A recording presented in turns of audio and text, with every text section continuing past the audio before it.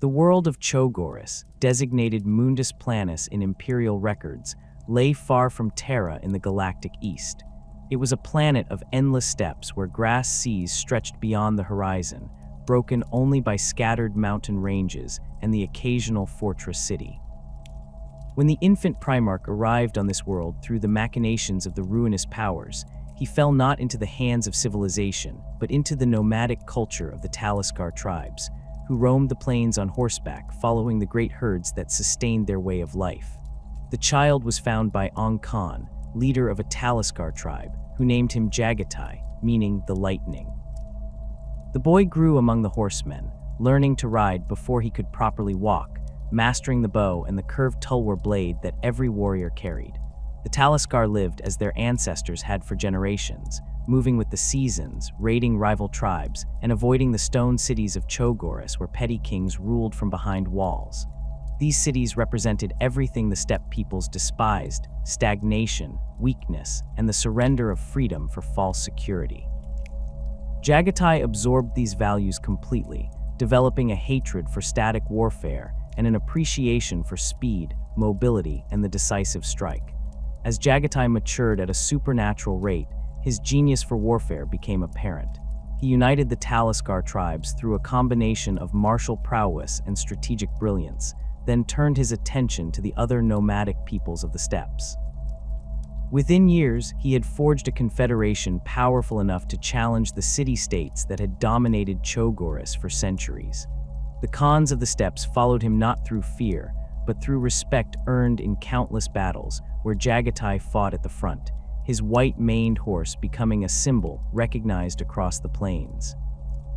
His campaigns against the cities were masterclasses in mobile warfare, rapid encirclements, feigned retreats that drew enemies into killing grounds, and lightning raids that struck at supply lines rather than fortified positions. The Palatine cities fell one by one. Jaghatai's forces would appear from nowhere, strike with overwhelming force, and vanish before the defenders could mount effective resistance. He understood that walls were meaningless if the enemy controlled everything beyond them. The final unification of Chogoris came not through a prolonged siege, but through political maneuvering backed by military dominance so complete that resistance became pointless. When the emperor finally arrived on Chogoris, he found a world united under a single ruler who had accomplished in decades what should have taken centuries. Far from Chogoris, on Terra during the Unification Wars, the 5th Legion had already begun its existence. Before their Primarch's discovery, they were known as the Star Hunters, a name that reflected their early operational doctrine.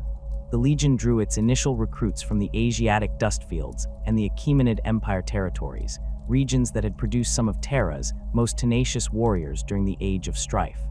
These early Terran Marines developed a reputation for relentless pursuit of their targets, hunting down enemy forces across multiple star systems if necessary. They excelled at rapid deployment operations, using their fleet assets to project force quickly across the expanding Imperium.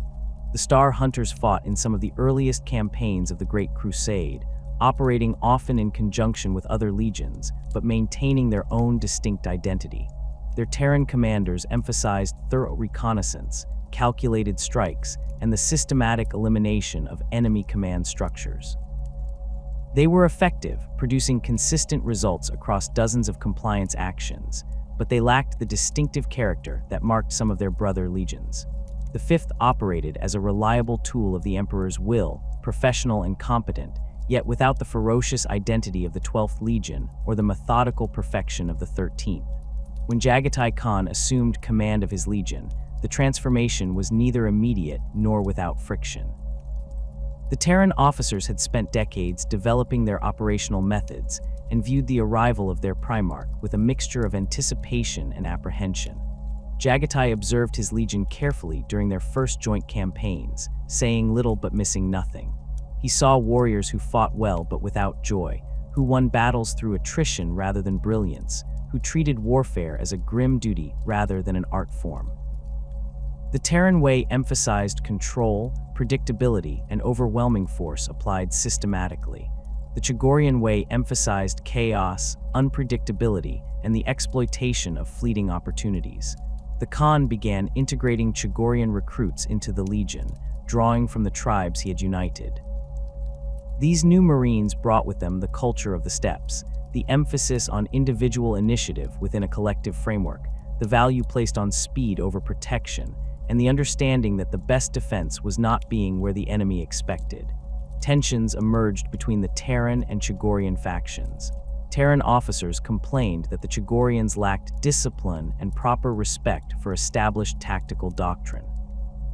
Chogorians countered that the Terrans fought like garrison troops, always seeking to control ground rather than destroy enemies. Jaghatai addressed these tensions not through proclamations, but through action.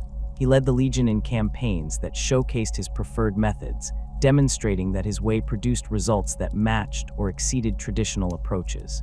When the Legion needed to pacify a rebellious sector, he did not grind through it world by world. Instead, he identified the key nodes of resistance, struck them simultaneously with multiple fast-moving forces, and collapsed the entire rebellion before it could consolidate. Terran Marines who fought in these campaigns began to understand the effectiveness of Chogorian methods, though some never fully accepted the change. The establishment of the Brotherhood system fundamentally restructured the Legion. Rather than the standard company organization used by most legions, the White Scars, as they now called themselves, adopted the Ordu, the traditional Chogorian military unit. Each brotherhood functioned as a semi-autonomous formation capable of independent operations. They maintained their own support elements, their own fleet assets, and their own command structures. This decentralization horrified some observers who believed it would lead to fragmentation and loss of cohesion, but Jaghatai understood that his Legion needed the flexibility to operate across vast distances without constant direction from central command. The Brotherhoods developed distinct identities and traditions, much like the tribes of Chogoris. Competition between brotherhoods was encouraged, fostering a constant drive for excellence. Each maintained its own honor rolls, recording great deeds and fallen heroes. The Khan appointed Khans to lead the brotherhoods, selecting warriors who demonstrated not just martial skill, but the ability to inspire and lead with independence. These Khans answered to Jaghatai, but possessed significant autonomy in how they prosecuted their assigned campaigns. Integration of Chogorian tribal traditions went deeper than organizational structure. The White Scars adopted the practice of scarification, marking their faces with ritual cuts that denoted rank, achievements, and brotherhood affiliation. They maintained the steppe custom of the hunt, not merely for training, but as a spiritual practice that connected them to their adopted homeworld. The curved tulwar became as common as the standard gladius, with many Marines preferring the slashing weapon for mounted combat. The Legion's armories began producing modified patterns of power armor that prioritized mobility over maximum protection, reducing weight and enhancing joint articulation to allow for the rapid movement their tactics demanded. The shamanic practices of Chogoris found their place within the Legion despite their apparent contradiction with the imperial truth. The Stormseers emerged as the Legion's librarius, psychers who drew upon Chogorian traditions of weather reading and spirit calling. They were not simply psychic warriors, but spiritual guides who maintained the Legion's connection to its cultural roots. The Stormseers spoke of the winds of the warp in terms familiar to steppe shamans, describing the immaterium as a great sky that could be read and navigated like the weather patterns above the plains. This approach to psychic power differed markedly from the more academic methods employed by other Legion's librarius divisions. The warrior code of Chogoris became the Legion's ethical framework. It emphasized personal honor, loyalty to one's brotherhood, and the pursuit of glory through deeds rather than words. A White Scar was expected to face enemies directly, to fight with skill rather than rely solely on superior equipment, and to show respect for worthy opponents. The code also valued honesty and directness in dealings with battle brothers, creating a culture where Marines spoke their minds freely regardless of rank. This informality shocked outsiders who expected the rigid hierarchy common in other legions, but it fostered genuine bonds between warriors and their commanders. The transformation of the 5th Legion from Star Hunters to White Scars represented more than a change in tactics or organization. It was a complete cultural revolution that touched every aspect of Legion life. The Terran elements never disappeared entirely. Veteran companies maintained some of the old ways, and certain traditions from Terra persisted, but the dominant character of the Legion became unmistakably Chogorian. They were riders of the void, bringing the warfare of the steppes to the stars, striking like lightning and vanishing before the thunder could fade. Among the 20 Primarchs, Jaghatai Khan occupied a unique position that he deliberately cultivated and maintained throughout the Great Crusade. While his brothers gravitated toward factions and alliances, forming the inner circles that would later define the heresy, the Khan remained apart. He attended the war councils when summoned, contributed to strategic planning when required, and fulfilled every obligation expected of him, yet he never truly joined the political machinery that increasingly dominated interactions between the Primarchs. This was not isolation born of inability to connect with his brothers, nor was it the result of rejection by them. Jaghatai chose distance because he valued the freedom it provided. The warrior lodges that spread through several legions during the Great Crusade, ostensibly as brotherhoods where Marines could gather regardless of rank, held no appeal for the Khan. He recognized them as structures that created obligations and dependencies, invisible chains that bound warriors to hierarchies beyond their formal chain of command. When approached about establishing such lodges within the 5th Legion, he declined without explanation. The White Scars maintained their own brotherhood structures, their own traditions of gathering and council, and needed no imported customs. This decision, seemingly minor at the time, would later prove significant when the lodges revealed themselves as vectors for corruption. Similarly, Jaghatai maintained distance from the Emperor's inner circle on Terra. He respected his father and served the Imperium with absolute loyalty, but he had no desire to become a courtier or administrator. Other Primarchs spent extended periods on Terra, involving themselves in the political architecture of the expanding Imperium, debating the finer points of governance and compliance protocols. The Khan visited when summoned, reported on his campaigns, and returned to the frontier as quickly as protocol allowed. He understood that the Emperor had created the Primarchs as weapons, and weapons belonged in the field, not in council chambers arguing over administrative minutiae. This deliberate positioning as an outsider gave Jaghatai a perspective his brothers often lacked. He observed the growing tensions between various factions without being invested in their outcomes. He watched as some Primarchs accumulated power and influence beyond their military commands, building networks of allies and dependents. He noted how others became increasingly isolated or bitter, nursing grievances real and imagined. The Khan saw these developments with the clarity of someone who had no stake in the political games being played, and what he saw troubled him, though he kept such concerns largely to himself. The Khan's philosophy of warfare derived directly from his upbringing on the Chogorian steppes and his natural inclinations as a Primarch. He believed that combat was fundamentally about freedom, the freedom to choose when and where to strike, the freedom to disengage when circumstances were unfavorable, and the freedom to exploit opportunities as they emerged. Static warfare, the grinding attritional combat that characterized many Imperial campaigns, represented the opposite of everything he valued.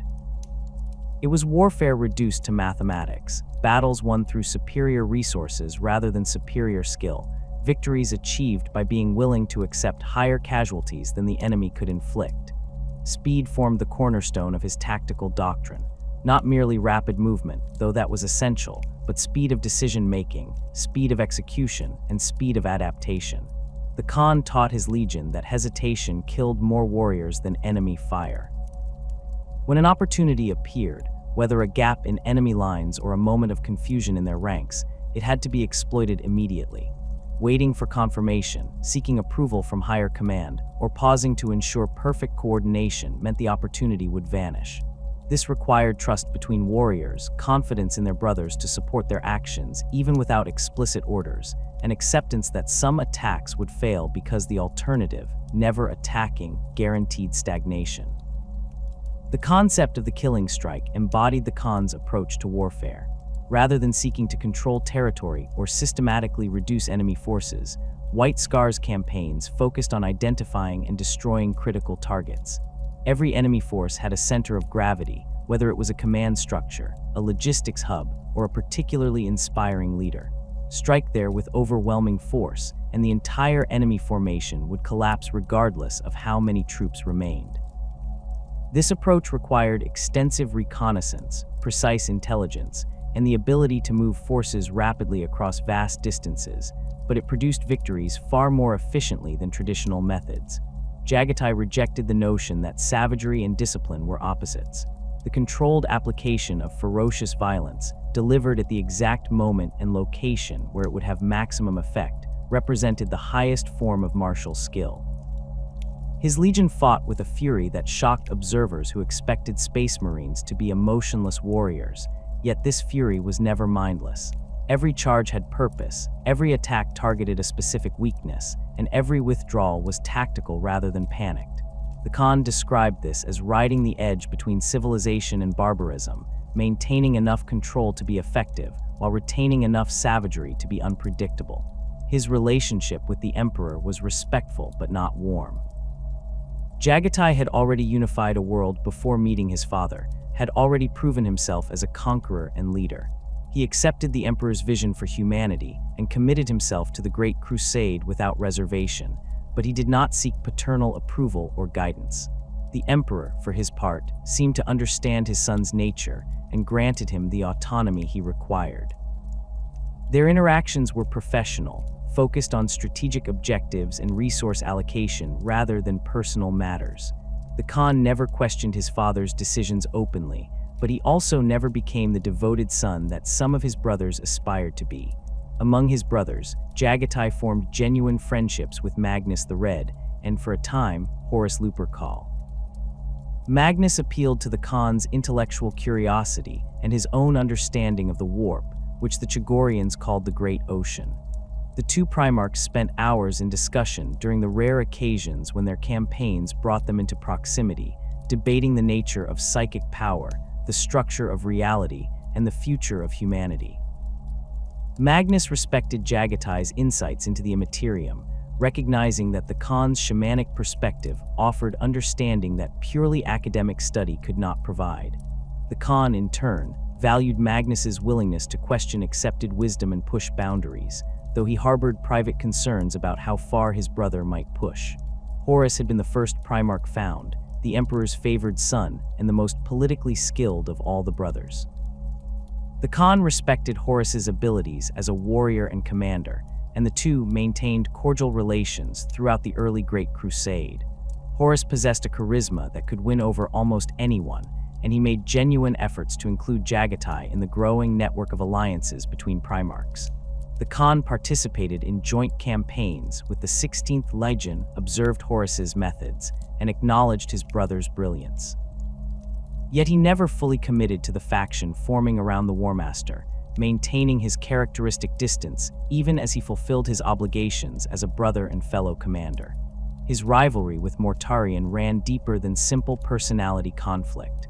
The Lord of the Death Guard represented everything Jaghatai rejected: warfare as endurance, victory through attrition, and the belief that suffering purified warriors. Mortarion viewed the Khan's methods as flashy and unreliable, tactics that worked against weak opponents but would fail against truly determined enemies. The Khan saw Mortarion's approach as needlessly wasteful, throwing away lives to prove points about resilience rather than seeking efficient victory. Their few joint operations were marked by tension, with each Primarch barely concealing contempt for the other's methods. The philosophical gulf between them was unbridgeable, rooted in fundamentally different worldviews about the nature of warfare and the purpose of military force. Leman Russ presented a different kind of rivalry. Both Primarchs came from warrior cultures that valued personal combat and tribal loyalty, yet they expressed these values in vastly different ways. Russ cultivated an image of barbarism that the Khan found performative and unnecessary. The Space Wolves' emphasis on their savage nature seemed to Jaghatai like warriors trying too hard to prove something, wearing their ferocity as a costume rather than simply being fierce when circumstances required. Russ, for his part, viewed the White Scars as unreliable, too quick to disengage and reposition rather than standing their ground. The two Primarchs maintained professional courtesy but little warmth, each privately convinced that his own approach to warfare was superior. What set Jaghatai apart from many of his brothers was his prescient understanding of the dangers facing the Imperium, dangers that went beyond external enemies or logistical challenges. He recognized that the Emperor's vision, however grand, contained the seeds of tyranny. A government that claimed absolute authority over every human world, that demanded complete conformity to its ideology, and that crushed any dissent with overwhelming military force, was inherently oppressive regardless of how enlightened its goals might be. The Khan never voiced these concerns openly, understanding that such questions were unwelcome, but he thought deeply about the implications of what they were building. Simultaneously, he understood the threat of chaos in ways that most of his brothers did not. His exposure to Chogorian shamanic traditions and his own psychic sensitivity gave him insight into the true nature of the Great Ocean. It was not simply a dimension that allowed faster-than-light travel, nor was it a neutral medium through which ships passed. The warp was alive with predatory entities that fed on human emotion and sought constantly to break through into real space. The Khan had walked the borderlands between reality and the immaterium in his youth, guided by the steppe shamans who taught him to read the winds and currents of that hostile realm. This understanding manifested in his approach to the Legion's Stormseers. While other Legion's Librarius divisions focused on psychic power as a weapon, the Khan emphasized the spiritual discipline required to safely touch the warp. Stormseers learned not just to manipulate psychic energy, but to recognize the signs of corruption, to feel when they were drawing too deeply from the great ocean, and to withdraw before they attracted the attention of things that dwelt in those depths. This training proved more rigorous than that provided by many other legions, reflecting the Khan's awareness that psychic power was inherently dangerous regardless of the wielder's intentions. Jaghatai's own abilities extended beyond physical prowess and tactical genius. He possessed a form of precognition, not the detailed visions of the future that some psychers experienced, but a sense of currents and possibilities. He could feel when events were building toward critical moments, when decisions made in the present would have consequences far beyond their immediate effects. This ability was not infallible and often manifested as intuition rather than clear knowledge, but it gave him an edge in strategic planning and helped him avoid traps that might have ensnared less perceptive commanders. These gifts also made him aware of the growing wrongness that permeated the Great Crusade as it progressed. Something was shifting in the warp, patterns were changing, and the currents that the Khan had learned to read were becoming turbulent in ways he had never experienced. He could not identify the specific threat, could not point to evidence that would convince others, but he felt it nonetheless. This awareness contributed to his increasing caution about the Imperium's direction and his determination to maintain the White Scar's independence of action, ensuring that his legion would retain the freedom to respond to threats that others might not yet perceive. The Brotherhood system that defined the White Scars represented a fundamental departure from the organizational doctrine that governed most Space Marine legions during the Great Crusade, where other legions maintained the company structure inherited from the early Unification Wars, with companies of roughly equal size organized into chapters and grand battalions. The White Scars adopted the Ordu, the traditional military formation of the Chogorian steppes. Each brotherhood functioned as a complete military entity unto itself, possessing its own fleet elements, support personnel, and operational independence. The smallest Ordu might contain only a few hundred warriors, while the largest could field several thousand, their size determined by operational requirements and available resources rather than adherence to a standardized template. This organizational flexibility allowed the White Scars to prosecute campaigns across vast distances without requiring constant coordination with central command. A Brotherhood Khan could accept a mission from the Khagan and execute it according to his own judgment, adapting to circumstances as they developed rather than waiting for updated orders that might arrive weeks or months late. The system acknowledged a fundamental truth about warfare in the Great Crusade. The Imperium was simply too large, communication too slow, and threats too diverse for rigid centralized control to remain effective. Each brotherhood maintained its own scouts, its own intelligence networks, and its own operational planning capacity, making them capable of identifying targets, planning strikes, and executing attacks without external direction. The autonomy granted to Brotherhood Khans went beyond simple tactical freedom. They negotiated with planetary governors, made determinations about compliance actions, and allocated their own resources based on their assessment of strategic priorities. This level of independence would have been unthinkable in legions like the Ultramarines or the Imperial Fists, where careful coordination and standardized procedures ensured that every element of the Legion worked toward unified objectives. The White Scars accepted that their brotherhoods might sometimes work at cross purposes or pursue objectives that seemed disconnected from broader strategic goals, trusting that the aggregate effect of multiple independent forces striking throughout a region would produce better results than carefully orchestrated campaigns that required constant communication and adjustment. Competition between brotherhoods was not merely tolerated, but actively encouraged. Each Ordu maintained detailed records of its victories, the enemy commanders it had slain, and the territories it had brought into compliance. These records were not simply administrative documents, but honor rolls that defined the Brotherhood's reputation within the Legion. When multiple brotherhoods operated in the same theater, they would race to claim the most prestigious targets, sometimes taking risks that more cautious commanders would have rejected in pursuit of glory. This competitive culture produced a constant drive for excellence, as no Khan wanted his brotherhood to be seen as less effective than its rivals, but it also occasionally led to coordination failures when multiple brotherhoods pursued the same objective without communicating their intentions. The command structure of the Legion reflected Chogorian tribal hierarchies, adapted for the scale of interstellar warfare. At the apex stood the Khagan, the Khan of Khans, a title that Jaghatai claimed not through appointment, but through the recognition of all Brotherhood Khans that he was the supreme leader. The position carried absolute authority within the Legion, yet it was not exercised through constant direction and micromanagement.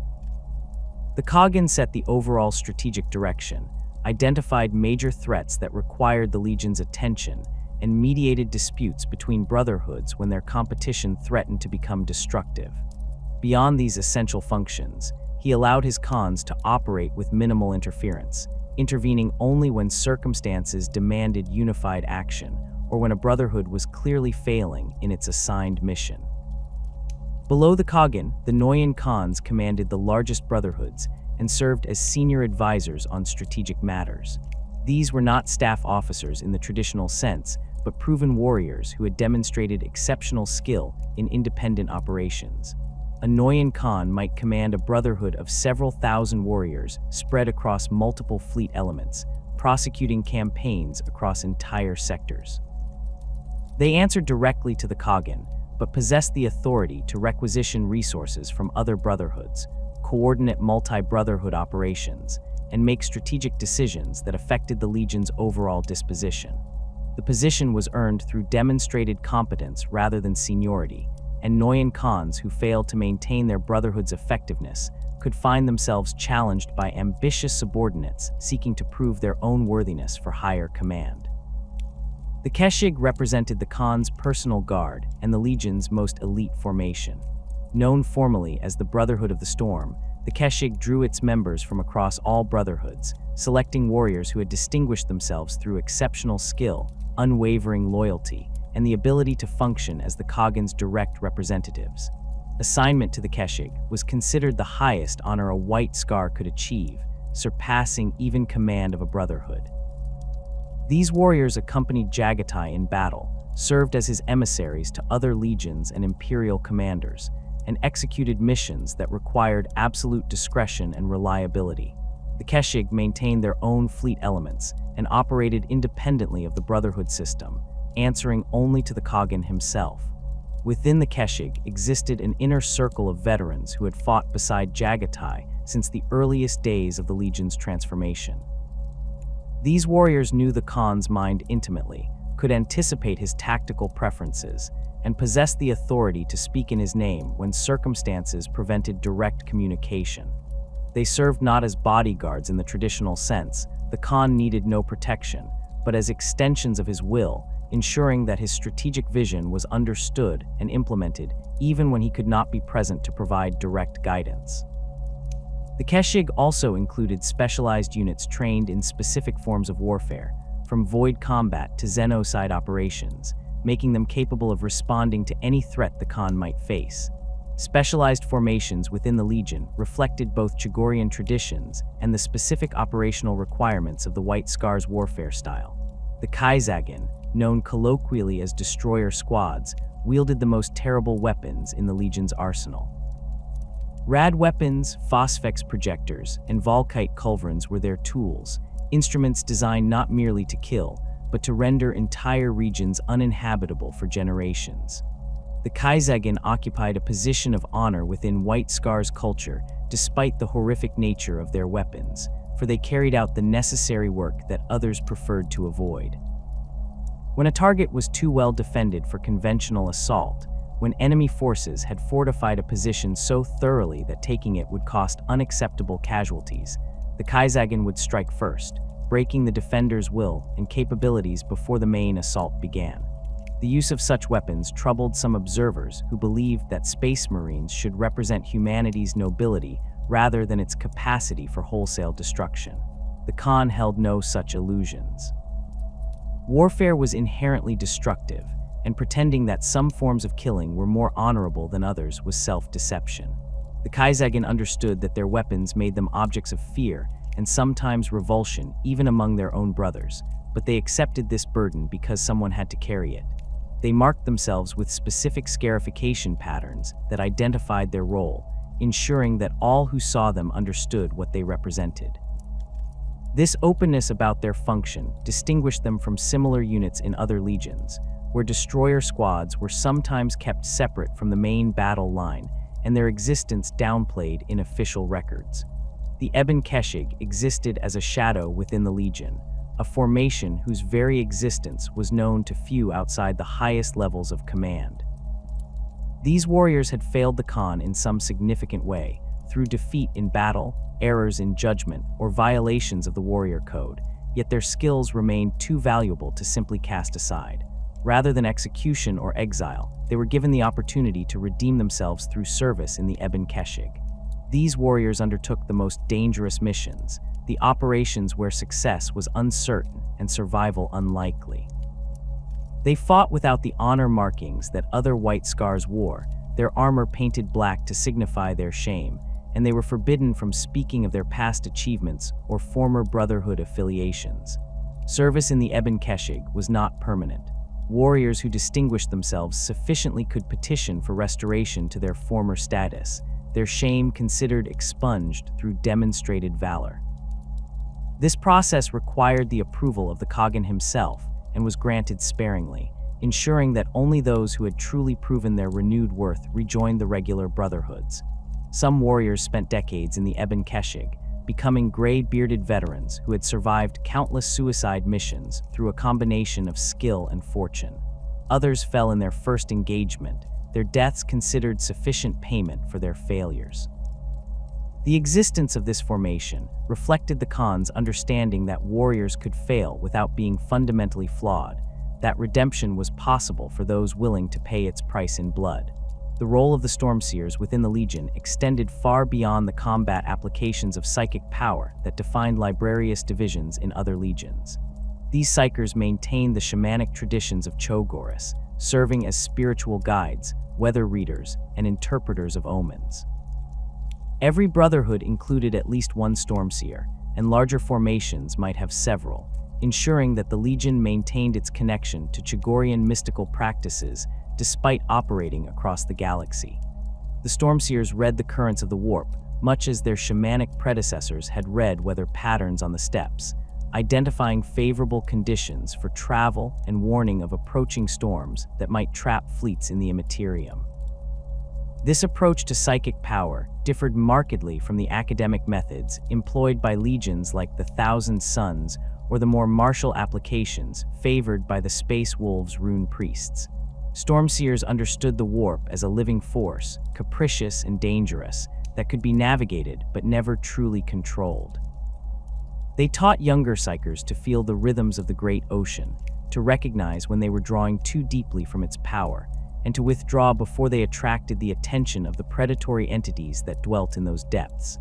This emphasis on restraint and awareness made White Scars psykers generally more stable than their counterparts in some other legions, though it also meant they sometimes wielded less raw power in combat situations.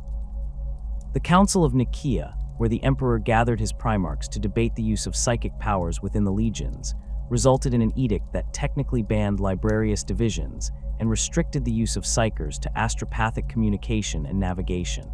The Khan attended the council and listened to the arguments presented by both sides. Magnus defended the librarius with passionate eloquence, arguing that psychic power was humanity's birthright and that proper training made it safe. Mortarion and others condemned all psykers as dangerous, claiming that no amount of training could prevent corruption by the entities that lurked in the warp. The Emperor's final ruling attempted to find middle ground, restricting psychic powers while acknowledging their necessity for certain functions. Jaghatai implemented the Nicaea Edict in his own way. The Stormseers continued their role within the Legion, but their combat applications of psychic power were officially curtailed. In practice, this meant that Stormseers became more circumspect about openly wielding their abilities in battle, focusing instead on their traditional roles as spiritual guides and warp navigators. They continued to read omens, to sense disturbances in the great ocean, and to provide counsel to Brotherhood Khans based on their mystical insights. The Khan understood that completely eliminating psychic power from the Legion would sever its connection to Chogorian traditions and remove a valuable source of intelligence about warp conditions, so he maintained the Stormseers' presence while technically complying with his father's edict. The Stormseers also served as a check against corruption within the Legion. Their sensitivity to warp phenomena meant they could detect subtle signs of chaos taint that might escape notice by conventional means. They monitored their battle brothers for behavioral changes that might indicate possession or corruption, investigated reports of unusual phenomena, and maintained wards and protections based on Chogorian shamanic practices. This function became increasingly important as the Great Crusade progressed and the legions encountered more worlds where the influence of the warp had corrupted human populations. The Stormseers' ability to identify such corruption early prevented several incidents where tainted artifacts or possessed individuals might have spread their influence through the Legion. The integration of Chogorian mysticism with the Imperial Truth's materialist philosophy created a tension that the Khan never fully resolved. Officially, the Imperium rejected superstition and religious belief, proclaiming that humanity must embrace reason and science. Yet the Stormseers spoke of spirits and omens, maintained rituals that looked suspiciously like religious practices, and treated the warp as a realm of spiritual significance rather than simply an alternate dimension. The Khan allowed this contradiction to exist because he understood that both perspectives contained truth. The warp was a physical dimension that could be studied and mapped, but it was also a realm where belief and emotion had tangible power, where the metaphorical and the literal merged in ways that purely materialist thinking could not adequately explain.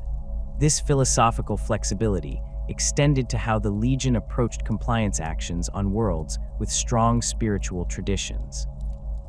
Where other legions might ruthlessly suppress all religious practices as violations of the Imperial truth, the White Scars showed more nuance. They distinguished between harmful practices that required elimination and harmless traditions that could be tolerated or gradually transformed. This approach sometimes brought them into conflict with more zealous Imperial commanders who believed that any deviation from strict adherence to the Imperial truth represented dangerous weakness. The Khan cared little for such criticism, focusing on practical results rather than ideological purity. The White Scars' approach to warfare began with a fundamental principle that separated them from most other Space Marine legions: the conviction that mobility represented the ultimate weapon. While other legions built their doctrines around firepower, resilience, or tactical flexibility, the 5th Legion understood that controlling when and where combat occurred mattered more than any other factor. An enemy who could not bring his weapons to bear was already defeated regardless of how powerful those weapons might be. An enemy forced to fight in multiple locations simultaneously could not concentrate his forces effectively. An enemy who never knew where the next strike would fall could not establish defensive positions or maintain morale among his troops. This philosophy manifested most visibly in the Legion's extensive use of bikes, land speeders, and the precious jet bikes that represented the pinnacle of rapid assault technology. Other legions maintained bike squadrons and fast attack elements, but they typically deployed them as supporting units or reconnaissance assets. The White Scars built entire companies around mounted warfare, with bikes serving as the primary combat platform rather than a specialized tool. A standard White Scars assault began with wave after wave of bike-mounted warriors striking at enemy positions, their speed making them difficult targets, while their massed bolter fire and close combat weapons devastated defenders who had prepared for more conventional attacks. The bikes themselves were modified extensively to suit the Legion's operational requirements.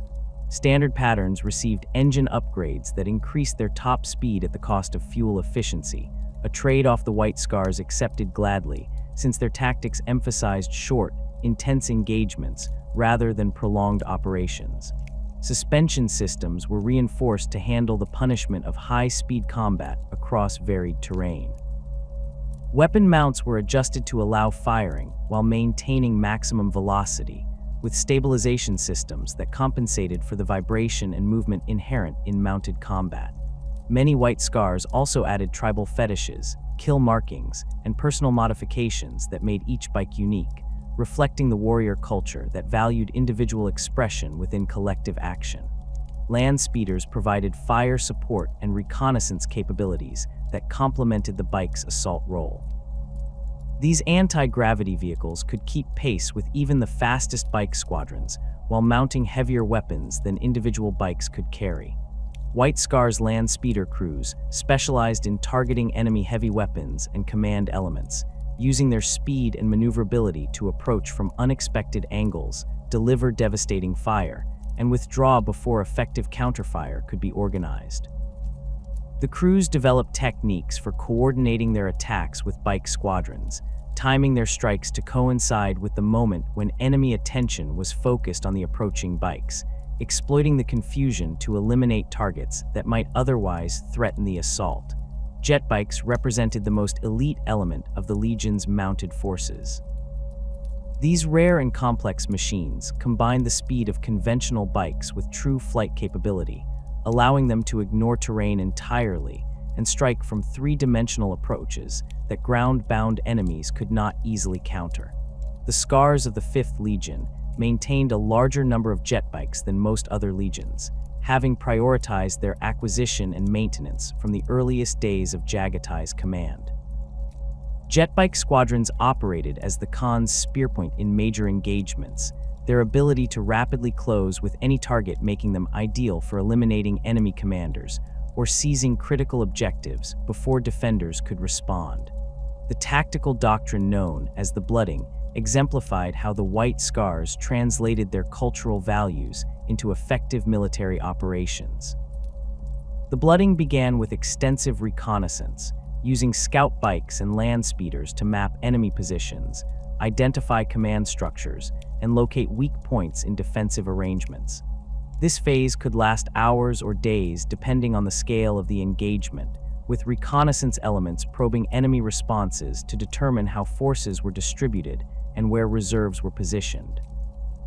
The information gathered during reconnaissance was not simply passed up the chain of command for analysis, but was immediately shared across the entire Brotherhood, ensuring that every warrior understood the tactical situation and could make informed decisions during the assault. Once reconnaissance identified vulnerable points in enemy defenses, the actual blooding commenced with simultaneous strikes at multiple locations. The goal was not to engage the enemy's main strength, but to bypass it entirely, hitting supply depots, command posts, artillery positions, and communication nodes while avoiding prepared defensive positions. White Scars squadrons would appear from multiple directions at once, their speed making it impossible for defenders to shift forces quickly enough to respond to all threats. Each strike was brief and violent, lasting only long enough to destroy the target before the squadron withdrew and repositioned for the next attack. This constant movement and repositioning prevented enemies from establishing effective firing solutions or bringing their full combat power to bear. Defensive positions that might have withstood conventional assault found themselves isolated and cut off from support, their heavy weapons useless because the White Scars refused to attack them directly. Enemy commanders attempting to coordinate responses discovered their communications disrupted and their subordinate units making decisions based on outdated information, because the tactical situation changed faster than reports could be transmitted and processed. The psychological effect of these tactics was as important as the physical damage inflicted, with enemy forces becoming increasingly demoralized as they realized they were fighting an opponent who controlled every aspect of the engagement. The White Scars avoided protracted sieges as a matter of principle. Jaghatai had learned on Chogoris that walls were irrelevant if everything beyond them was controlled by the attacker. When faced with fortified positions, the Legion did not attempt to breach walls or reduce defenses through sustained bombardment. Instead, they isolated the fortress, eliminated its supply lines, and struck at any forces attempting to relieve the siege. This approach transformed fortifications from assets into liabilities, trapping enemy forces in static positions, while White Scars squadrons operated freely throughout the surrounding territory. Some sieges were resolved when the defenders, realizing their situation was hopeless, surrendered to avoid starvation. Others ended when the White Scars identified a specific moment when the fortress's garrison was distracted or weakened, then launched a lightning assault that seized key positions before defenders could respond effectively. When circumstances absolutely required taking a fortified position through direct assault, the White Scars employed methods that reflected their emphasis on speed and precision. Rather than attacking gates or walls where defenses were strongest, they identified specific weak points, a drainage culvert, a section of wall damaged by previous combat, or a gate that could be approached from a direction that defensive weapons could not easily cover. Assault forces would concentrate overwhelming combat power at this single point, breaching the defenses and pouring into the fortress before defenders could shift forces to contain the penetration. Once inside, the White Scars fought with the same mobile tactics they used in open warfare, racing through corridors and courtyards to seize critical locations rather than systematically clearing every room and passage. The integration of void warfare with ground operations represented another distinctive aspect of White Scars' doctrine. Most legions treated naval combat and ground warfare as separate operational spheres, with fleet elements delivering ground forces to their objectives and then withdrawing to provide orbital support. The White Scars understood that controlling orbital space was meaningless if that control could not be immediately translated into ground combat advantage, while ground victories were temporary if the enemy retained the ability to bombard from orbit or land reinforcements. White Scars fleet elements specialized in rapid insertion operations, using combat drop pods, assault boats, and Thunderhawk gunships to deliver warriors directly into combat with minimal delay between achieving orbital superiority and engaging ground targets. The Legion's ships were configured to support this operational style, with enlarged launch bays, additional drop pod capacity, and command facilities that allowed Brotherhood Khans to coordinate ground operations while still aboard ship. This meant that White Scars forces could transition from void combat to ground assault in the time it took other legions to organize their landing forces, exploiting the confusion and disorganization that followed naval defeat before enemies could recover and establish defensive positions. The practice of combat dropping directly into enemy positions, rather than landing at secured zones and advancing overland, reflected the Legion's willingness to accept risk in exchange for speed and surprise.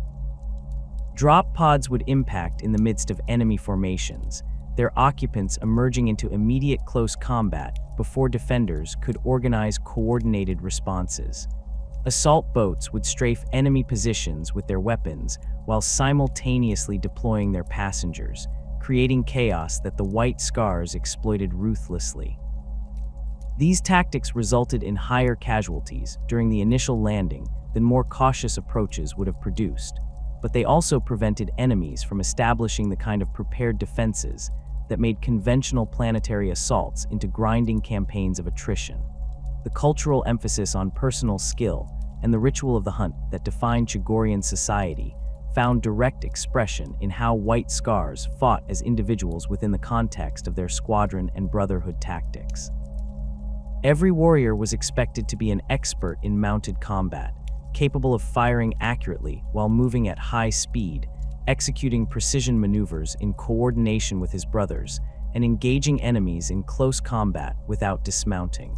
This required constant training that went beyond standard Legion combat drills.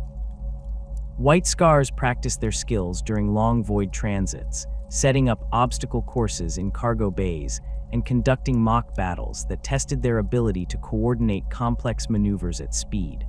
The hunt itself became a formalized practice within the Legion, not merely as training, but as a spiritual exercise that connected warriors to their Chogorian heritage. When circumstances permitted, brotherhoods would organize hunts on the worlds they visited, pursuing dangerous native fauna using traditional weapons and tactics. These hunts served multiple purposes. They maintained skills in tracking and stalking that translated directly to reconnaissance operations. They reinforced the bonds between warriors who hunted together, and they provided a release from the intensity of constant warfare. The hunts also identified which warriors possessed the patience and observational skills necessary for specialized roles, as success in hunting required many of the same qualities that made effective scouts and reconnaissance specialists. Close combat technique in the White Scars emphasized speed and aggression over the more measured approaches favored by some other legions. The Tulwar, the curved Chogorian blade, was designed for slashing attacks delivered from horseback, and White Scars adapted these techniques for power armor and bike-mounted combat. Warriors would approach enemies at maximum speed, delivering devastating strikes as they passed without slowing or stopping to engage in extended duels. This hit-and-run approach to melee combat frustrated opponents who expected Space Marines to stand and fight, but it produced results that vindicated the Legion's methods. An enemy warrior might survive the first pass, but he would be wounded and disoriented, and the White Scar who had struck him would circle back for another attack before the enemy could recover. The emphasis on personal skill extended to how the Legion approached marksmanship. White Scars trained extensively in firing from moving platforms, learning to compensate for their own movement and the movement of their targets while maintaining accuracy.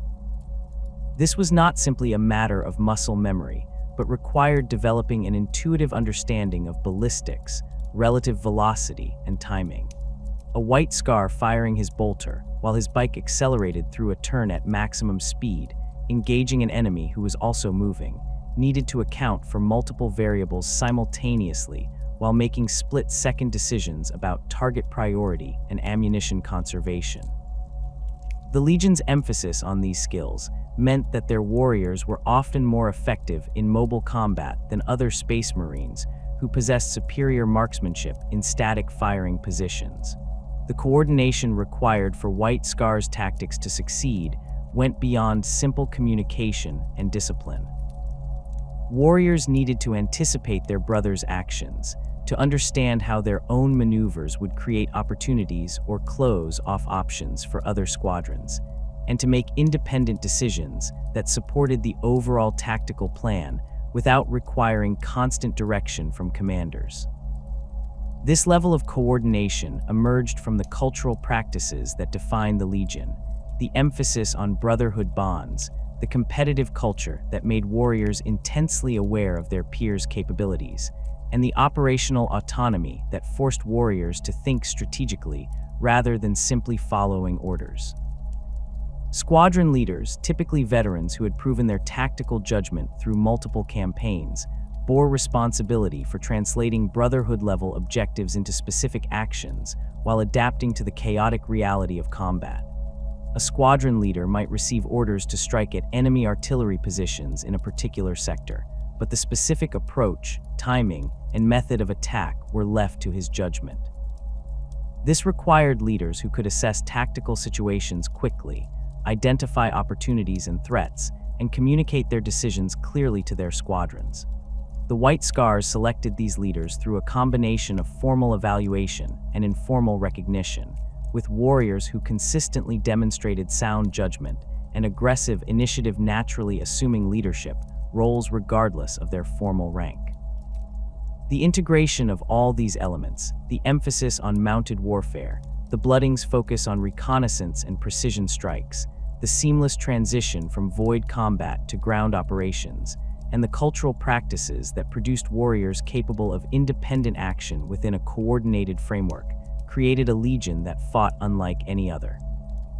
White Scars campaigns developed their own rhythm, a pattern of rapid movement, sudden violence, and continuous pressure that wore down enemies through exhaustion and confusion rather than direct attrition. Enemy commanders who prepared for conventional Space Marine assaults found their carefully constructed defensive plans irrelevant when the White Scars simply refused to attack their prepared positions. Forces that attempted to pursue White Scars squadrons discovered they were being drawn into killing grounds, where the terrain and tactical situation favored the defenders they thought they were chasing. This operational approach had limitations that the Khan acknowledged, but considered acceptable given the advantages it provided. White Scars tactics required extensive intelligence about enemy dispositions and capabilities, making them less effective when forced to engage enemies about whom little was known. The emphasis on speed and mobility meant the Legion deployed relatively little heavy armor or artillery compared to other legions, reducing their ability to conduct sustained bombardments or break through heavily fortified positions through sheer firepower. The decentralized command structure that gave Brotherhood Khans so much autonomy occasionally resulted in coordination failures or conflicting priorities when multiple brotherhoods operated in the same theater. The Kondax campaign began as a routine compliance action, the kind of operation that the White Scars had prosecuted hundreds of times during the Great Crusade. The Greenskin Empire that had established itself across the Kondax system represented a significant threat to imperial expansion in the region, with orc warbands launching raids against nearby human settlements and establishing fortified positions on multiple worlds. The campaign required exactly the kind of warfare at which the 5th Legion excelled: rapid strikes against dispersed enemy forces, the elimination of orc leadership to collapse their command structure, and mobile operations across multiple planetary bodies simultaneously. Jaghatai Khan committed a substantial portion of his legion to the operation, gathering several brotherhoods for what intelligence suggested would be a months-long campaign to systematically reduce the greenskin presence. What neither the Khan nor his warriors understood at the time was that their deployment to Kondax had been carefully orchestrated. Horus Lupercal, recently elevated to the position of War Master and already deep in his plans for rebellion, had specifically maneuvered to ensure that the White Scars would be committed to operations far from Terra when his revolt began. The 5th Legion's loyalty was uncertain from the War Master's perspective. Jaghatai had maintained his characteristic distance from the political factions forming among the Primarchs, and his independent nature made him difficult to predict or control. Better to have the White Scars occupied in a remote sector, fighting an enemy that would require their full attention, than to risk them intervening at a critical moment. The campaign itself proceeded according to established White Scars doctrine. Brotherhood Khans led their forces in coordinated strikes against orc strongholds, using their speed and mobility to prevent the Greenskins from concentrating their forces for the kind of massive assaults that orcs preferred. The Khan personally led several key engagements, his presence inspiring his warriors and demonstrating the tactical principles he had spent decades instilling in the Legion. The orcs fought with their characteristic savage enthusiasm, but they were fundamentally unsuited to counter the White Scars' methods. Orc warbosses found their forces scattered and isolated, unable to gather the massive mobs that gave Greenskins their greatest strength, picked apart by bike squadrons that struck and withdrew before the orcs could bring their numbers to bear. The isolation that the Kondax campaign imposed on the White Scars became apparent as the operation progressed. Communication with the wider Imperium grew sporadic, with astropathic messages arriving irregularly or not at all. This was not immediately alarming. The warp was always unpredictable, and campaigns on the frontier often operated with limited contact with Central Command.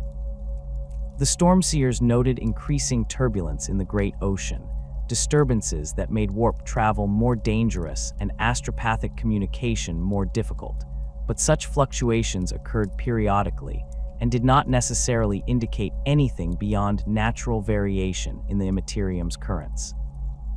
When news of the War Master's rebellion finally reached the Khan, it came not through official Imperial channels, but through fragmentary reports from multiple sources, each telling a different version of events. Some messages claimed that Horus had been corrupted by Zeno's influence and had turned against the Emperor, leading several legions in open rebellion.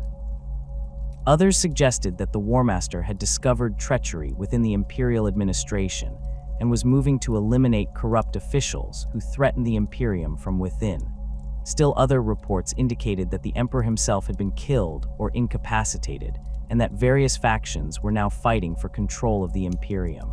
The contradictory nature of these accounts made it impossible to determine what had actually happened or who could be trusted.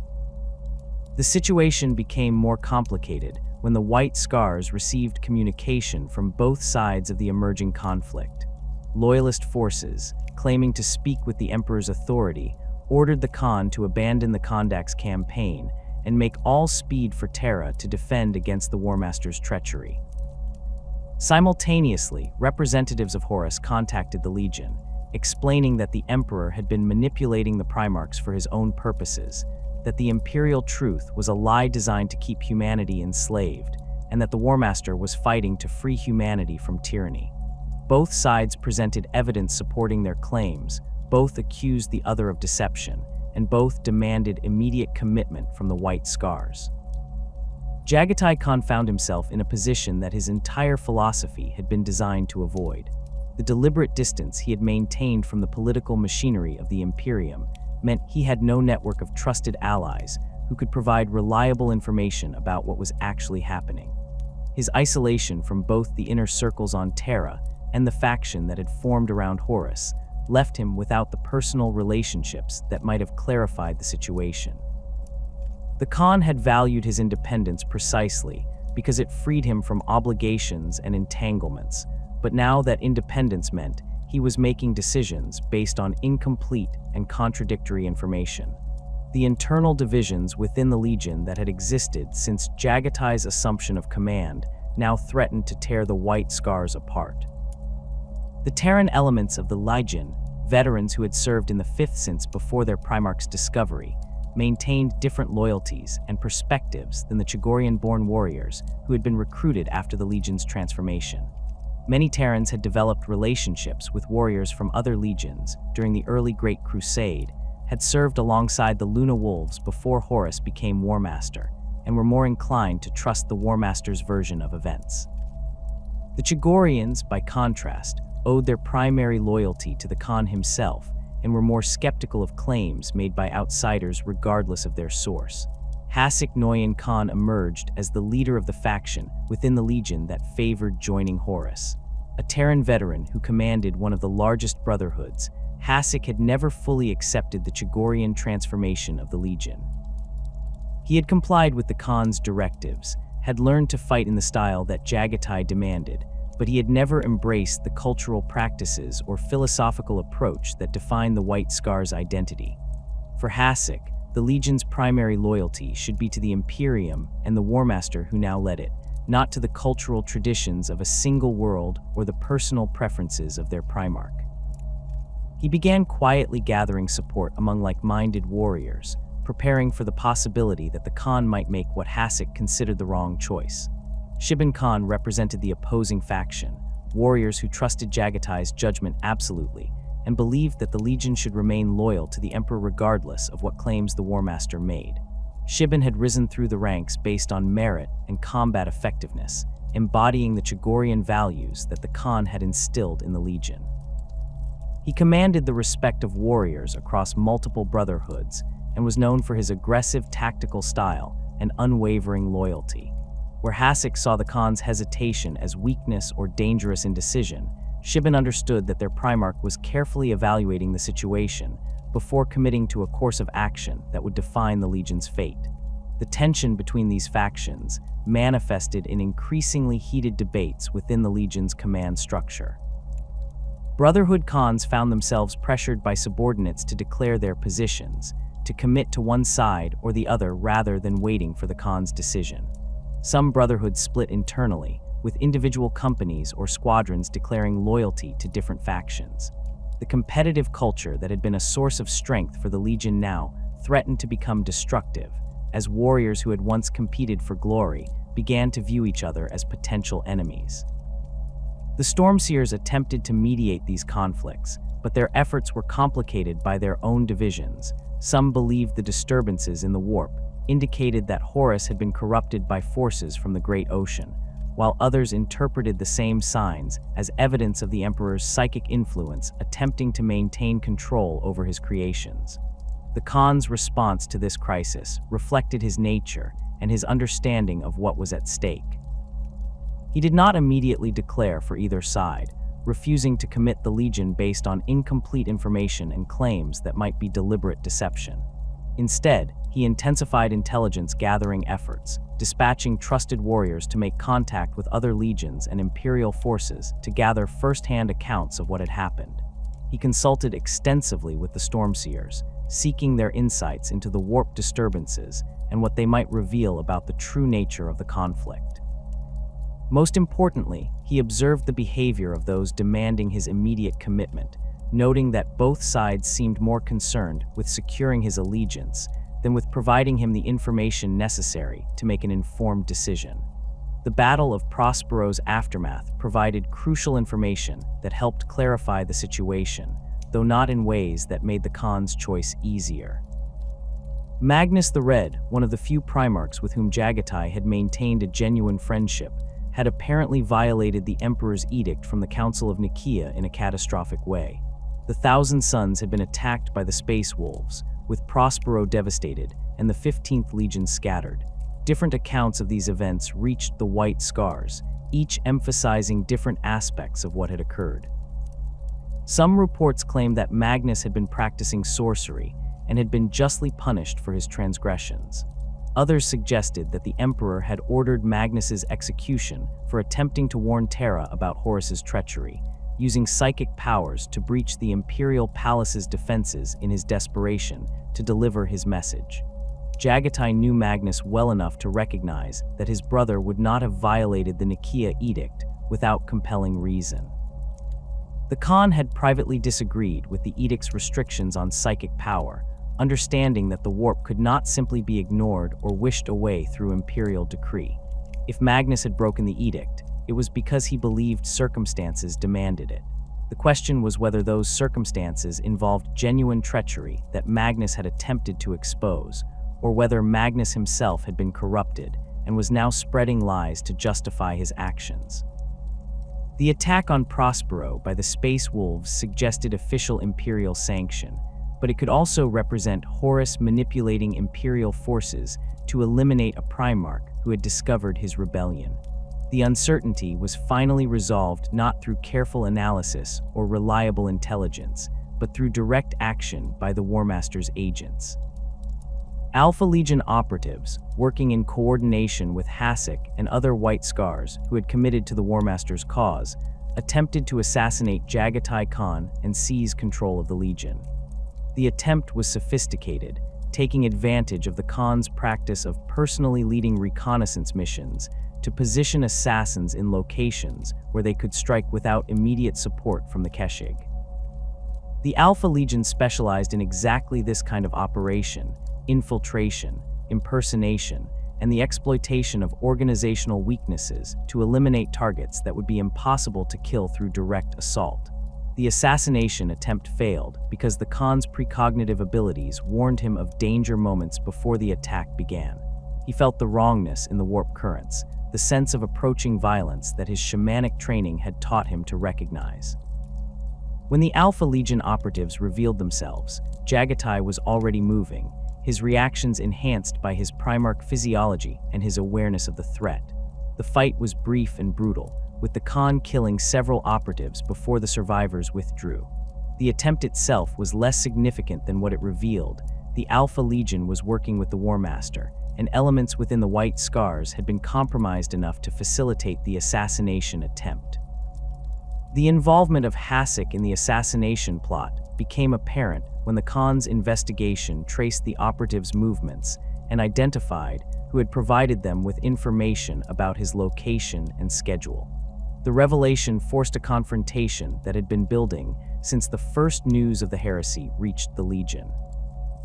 Hasek defended his actions by arguing that the Khan was leading the Legion toward destruction through his refusal to commit to the War Master, that the Imperium's future lay with Horus, rather than with an emperor who had abandoned his sons to pursue his own mysterious projects on Terra. The Noyan Khan claimed that his attempt to remove Jaghatai was motivated by loyalty to the Legion and the Imperium, not by personal ambition or treachery. Jaghatai's response demonstrated why he had earned the absolute loyalty of warriors like Shibin. Rather than immediately executing Hasek for his betrayal, the Khan offered him the opportunity to settle their dispute through single combat, in accordance with Chogorian tradition. This was not mercy, but recognition that the divisions within the Legion needed to be resolved in a way that would be understood and accepted by all warriors, not simply through the exercise of command authority. The duel that followed was watched by representatives from across the Legion, with the outcome determining not just Hasek's fate, but the White Scar's position in the heresy. The combat itself was one-sided despite Hasek's considerable skill.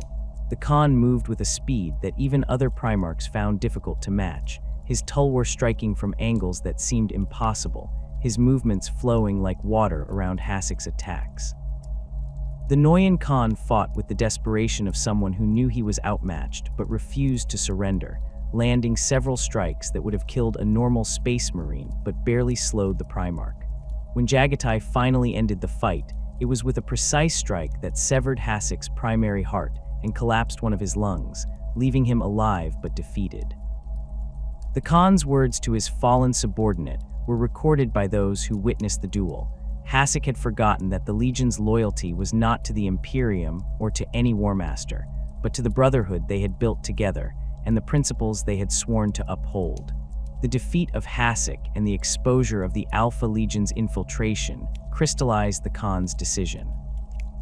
The War Master's willingness to use assassination and manipulation to secure the White Scar's allegiance revealed the nature of his rebellion more clearly than any amount of propaganda or conflicting reports could have done.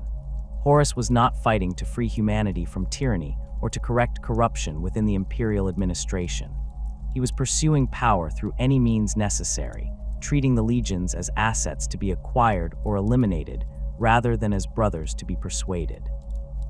The Emperor, for all his flaws and the questions that surrounded his actions, had never resorted to such methods in his dealings with the Primarchs. Jaghatai announced the White Scar's loyalty to the Emperor in a gathering of all Brotherhood Khans, making clear that this was not simply his personal decision, but a choice that reflected the Legion's values and identity. The warriors who had supported Hasek were given the opportunity to accept the Khan's judgment or leave the Legion. Most chose to remain, recognizing that their loyalty to their brothers and their Primarch outweighed their doubts about the Emperor or their concerns about the Imperium's direction. Those who could not accept the decision were allowed to depart, though they were stripped of their armor and weapons. They could leave as individuals, but they could not take Legion assets with them to use in service of the War Master. The purge of Alpha Legion infiltrators and their White Scars collaborators was systematic and thorough. The Stormseers used their abilities to identify warriors whose thoughts and emotions suggested corruption or divided loyalty. The Keshig conducted investigations that traced communication networks and identified warriors who had been in contact with Horus's agents. This process was necessary but painful, revealing how deeply the Alpha Legion had penetrated the Legion's organization and how many White Scars had been swayed by the War Master's promises or convinced by his arguments. The warriors identified as compromised were given the same choice as Hasek's supporters: accept the Khan's judgment or leave. Few chose to leave, with most preferring to accept whatever punishment the Khan deemed appropriate rather than abandon their brothers. The decision to remain loyal to the emperor did not mean that Jaghatai had resolved all his doubts about the Imperium or his father's vision for humanity. The Khan understood that the emperor had created the Primarchs as weapons and had used them to build an empire that was in many ways as tyrannical as the civilizations it had destroyed. The imperial truth's rejection of religion and superstition ignored fundamental aspects of human nature and the reality of the warp's influence on material space. The Imperium's demand for absolute conformity crushed cultural diversity and individual freedom in the name of unity and progress. These concerns remained valid regardless of Horus's treachery. What the assassination attempt and the revelation of the War Master's methods had clarified was that Horus offered no genuine alternative to the Emperor's vision. The War Master was not fighting for freedom or human dignity, but for personal power, using rhetoric about liberation to justify rebellion. His willingness to employ the Alpha Legion's methods of infiltration and assassination, his manipulation of information to keep the White Scars isolated and confused, and his treatment of the Primarchs as assets to be acquired or neutralized, demonstrated that he would build an empire even more oppressive than the one he claimed to oppose. Between two flawed options, Jaghatai chose the one that at least maintained the possibility of future reform and did not require him to abandon his principles or betray his oaths. The White Scar's commitment to the loyalist cause came with conditions that reflected the Khan's nature and his understanding of how the Legion could most effectively contribute to the war effort. He refused to place his Legion under the direct command of any other Primarch or Imperial official, maintaining the operational independence that had always defined the White Scar's approach to warfare. The Legion would fight for the Emperor, but it would do so according to its own methods and strategic judgment. This insistence on autonomy created friction with some loyalist commanders who wanted unified command structures and coordinated operations, but the Khan was unmoved by their objections. The White Scars would be most effective fighting as they had always fought, and attempting to integrate them into someone else's command structure would waste their capabilities. The White Scars' journey toward Terra began not with a direct route, but with a fighting retreat through sectors that were rapidly falling under traitor control. The Khan understood that simply racing toward the throne world would accomplish nothing if his Legion arrived depleted and exhausted from constant warp travel through increasingly dangerous immaterium currents. Instead, he plotted a course that would allow the White Scars to conduct operations against traitor forces while gradually moving toward the Sol system. This approach served multiple purposes. It disrupted enemy logistics and communications, it gathered intelligence about traitor dispositions and capabilities, and it demonstrated to other Imperial forces that not all legions had abandoned their oaths. The campaign structure reflected classic White Scars doctrine, adapted for the strategic situation. Brotherhood Khans were given sectors to operate within, their objectives focused on identifying and striking traitor supply convoys, communication relays, and isolated garrison forces. The goal was not to hold territory or engage in prolonged combat, but to create maximum disruption with minimum risk. A brotherhood might appear in a system, destroy an orbital station that served as a logistics hub for traitor forces, and vanish back into the warp before enemy reinforcements could arrive. Days later, that same brotherhood would strike hundreds of light years away, hitting a different target and keeping traitor commanders uncertain about White Scar's positions and intentions. These operations required exceptional coordination despite the decentralized command structure. The Stormseers maintained constant communication between brotherhoods when possible, sharing intelligence about enemy movements and identifying opportunities for coordinated strikes. When multiple brotherhoods operated in adjacent sectors, they would synchronize their attacks to create the impression of a much larger force, forcing traitor commanders to divert resources to defend against threats that might or might not materialize. The White Scars were conducting strategic deception on a massive scale, using their mobility and the vast distances of space to appear in multiple locations simultaneously, while never concentrating their forces enough to risk a decisive engagement against superior numbers. The fighting retreat brought the White Scars into contact with elements of various traitor legions, each encounter providing information about how their former brothers had changed. The Sons of Horus maintained much of their tactical sophistication, but now fought with a viciousness that went beyond normal combat aggression. White Scars scouts reported that Sons of Horus warriors would execute prisoners and civilians without tactical justification, their actions suggesting that cruelty had become an end in itself rather than a tool of war. The Emperor's children, encountered during a raid on a forge world they had recently conquered, displayed disturbing behavioral changes.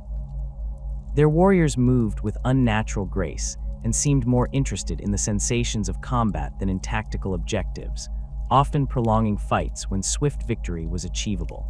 The World Eaters presented a different kind of threat.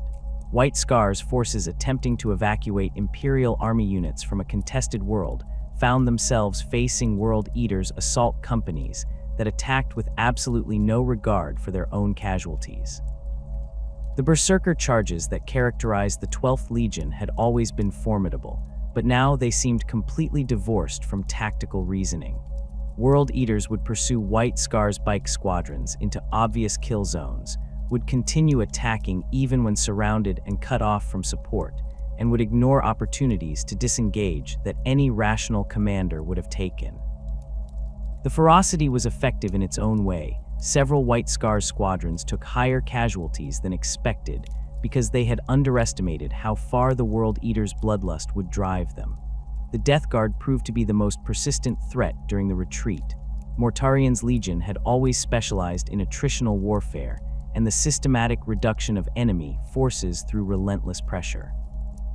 Now they applied these methods to hunting the White Scars across multiple sectors, with Death Guard fleets appearing repeatedly in systems where the 5th Legion was operating. The 14th Legion's approach was methodical. They would identify patterns in White Scars operations, predict likely target systems, and position forces to intercept.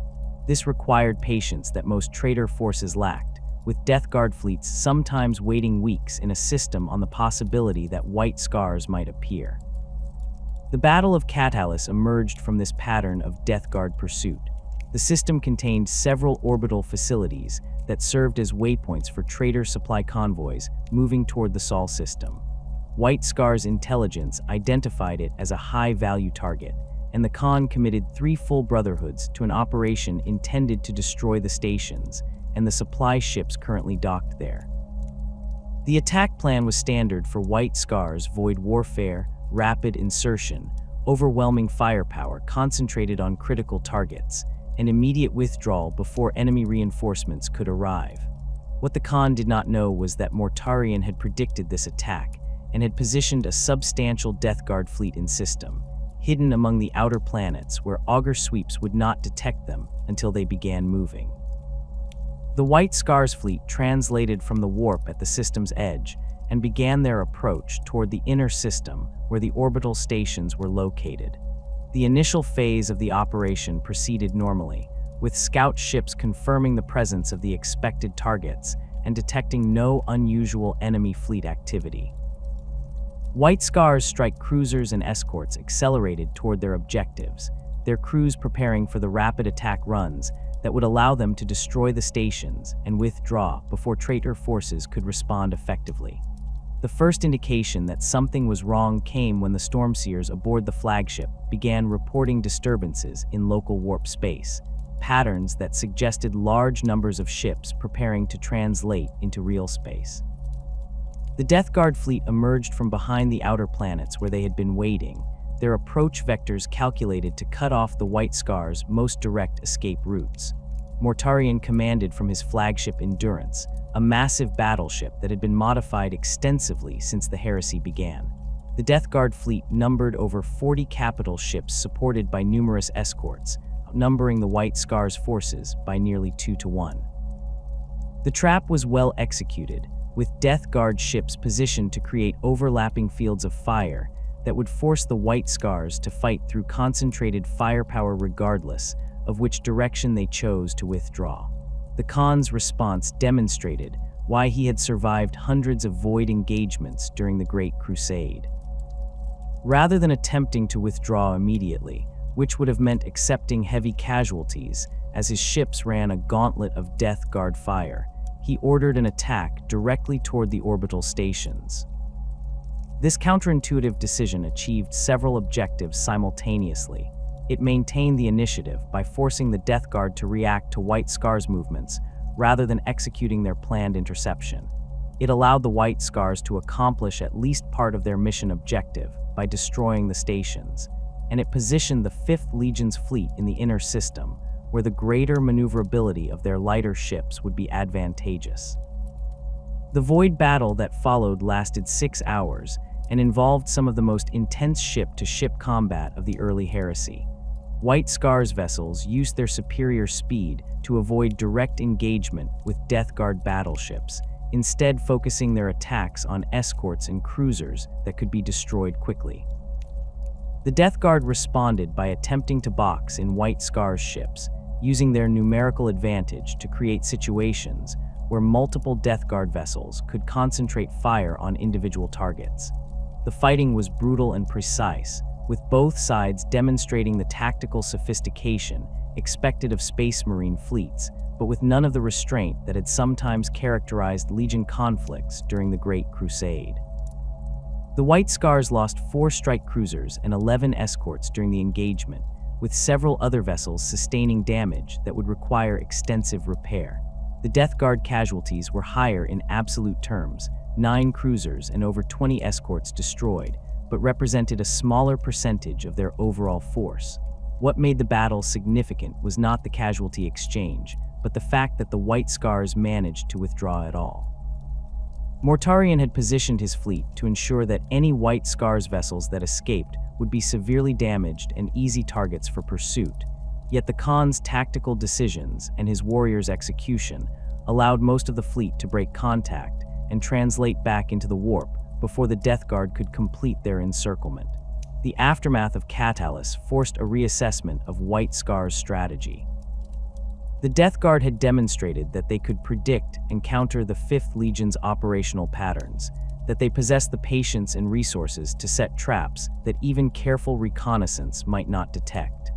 The Khan recognized that continuing to operate in the same manner would eventually result in his fleet being caught in a situation from which extraction would be impossible. The White Scars needed to reach Terra, but they needed to arrive with enough strength to make a difference in the siege that intelligence suggested was inevitable.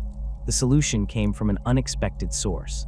Survivors from the Thousand Suns, scattered after the destruction of Prospero, made contact with the White Scars fleet. These warriors brought with them knowledge that Magnus had accumulated about the Webway, the ancient network of tunnels through the warp that the Eldar had created millennia ago. The Webway offered the possibility of reaching Terra without having to travel through the increasingly dangerous open warp, where traitor fleets and worse things hunted for loyalist forces. The surviving Thousand Suns claimed they could guide the White Scars through sections of the Webway that remained accessible, though they warned that the tunnels were not safe and that their knowledge was incomplete. Jaghatai Khan's decision to attempt the Webway route reflected his understanding of the strategic situation and his willingness to accept risk in exchange for potential advantage. The conventional route to Terra would take months and would require the fleet to fight through multiple systems where traitor forces were now established. Each engagement would cost ships and warriors that could not be replaced, gradually reducing the Legion's strength until it arrived at Terra as a spent force. The Webway was dangerous and poorly understood, but it offered the possibility of reaching the throne world quickly and with the fleet intact. The Khan consulted with his Stormseers, who confirmed that the warp currents were becoming increasingly violent and that conventional warp travel was growing more dangerous with each passing week. The entry point to the Webway was located in a system on the edge of the Segmentum Solar, in ruins that predated human settlement of the region.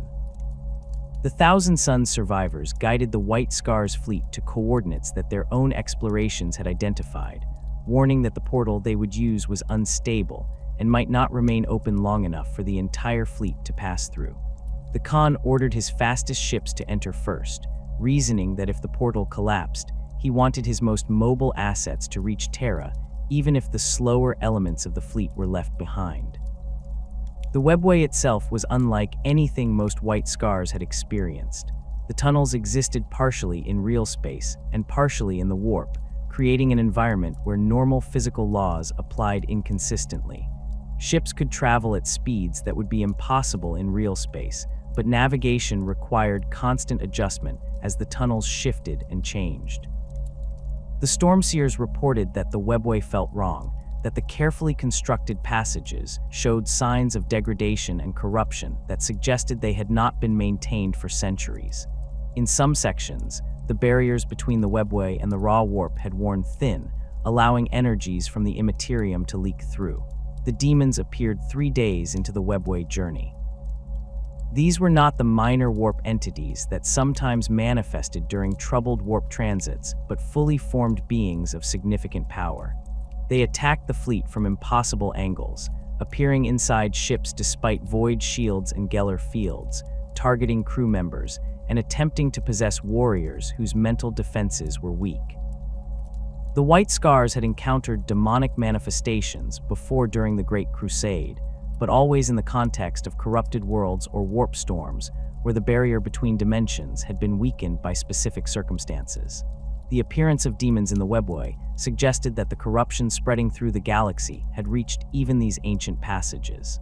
The fighting that occurred within the White Scars fleet tested the Legion in ways that conventional combat never had. Demons could not be killed through normal means. Destroying their physical manifestations simply banished them back into the warp temporarily. The Stormseers took the lead in combating the demonic incursion, using their psychic abilities to identify manifestations and their knowledge of Chogorian shamanic practices to perform banishment rituals. The Khan himself fought against several greater demons that appeared on his flagship, his Primarch nature and his own psychic abilities allowing him to harm beings that were immune to conventional weapons. The nature of demonic corruption became apparent during these battles. Warriors who fell in combat against demons did not simply die. Their bodies would sometimes rise again, animated by the entities that had killed them, turned into weapons against their own brothers.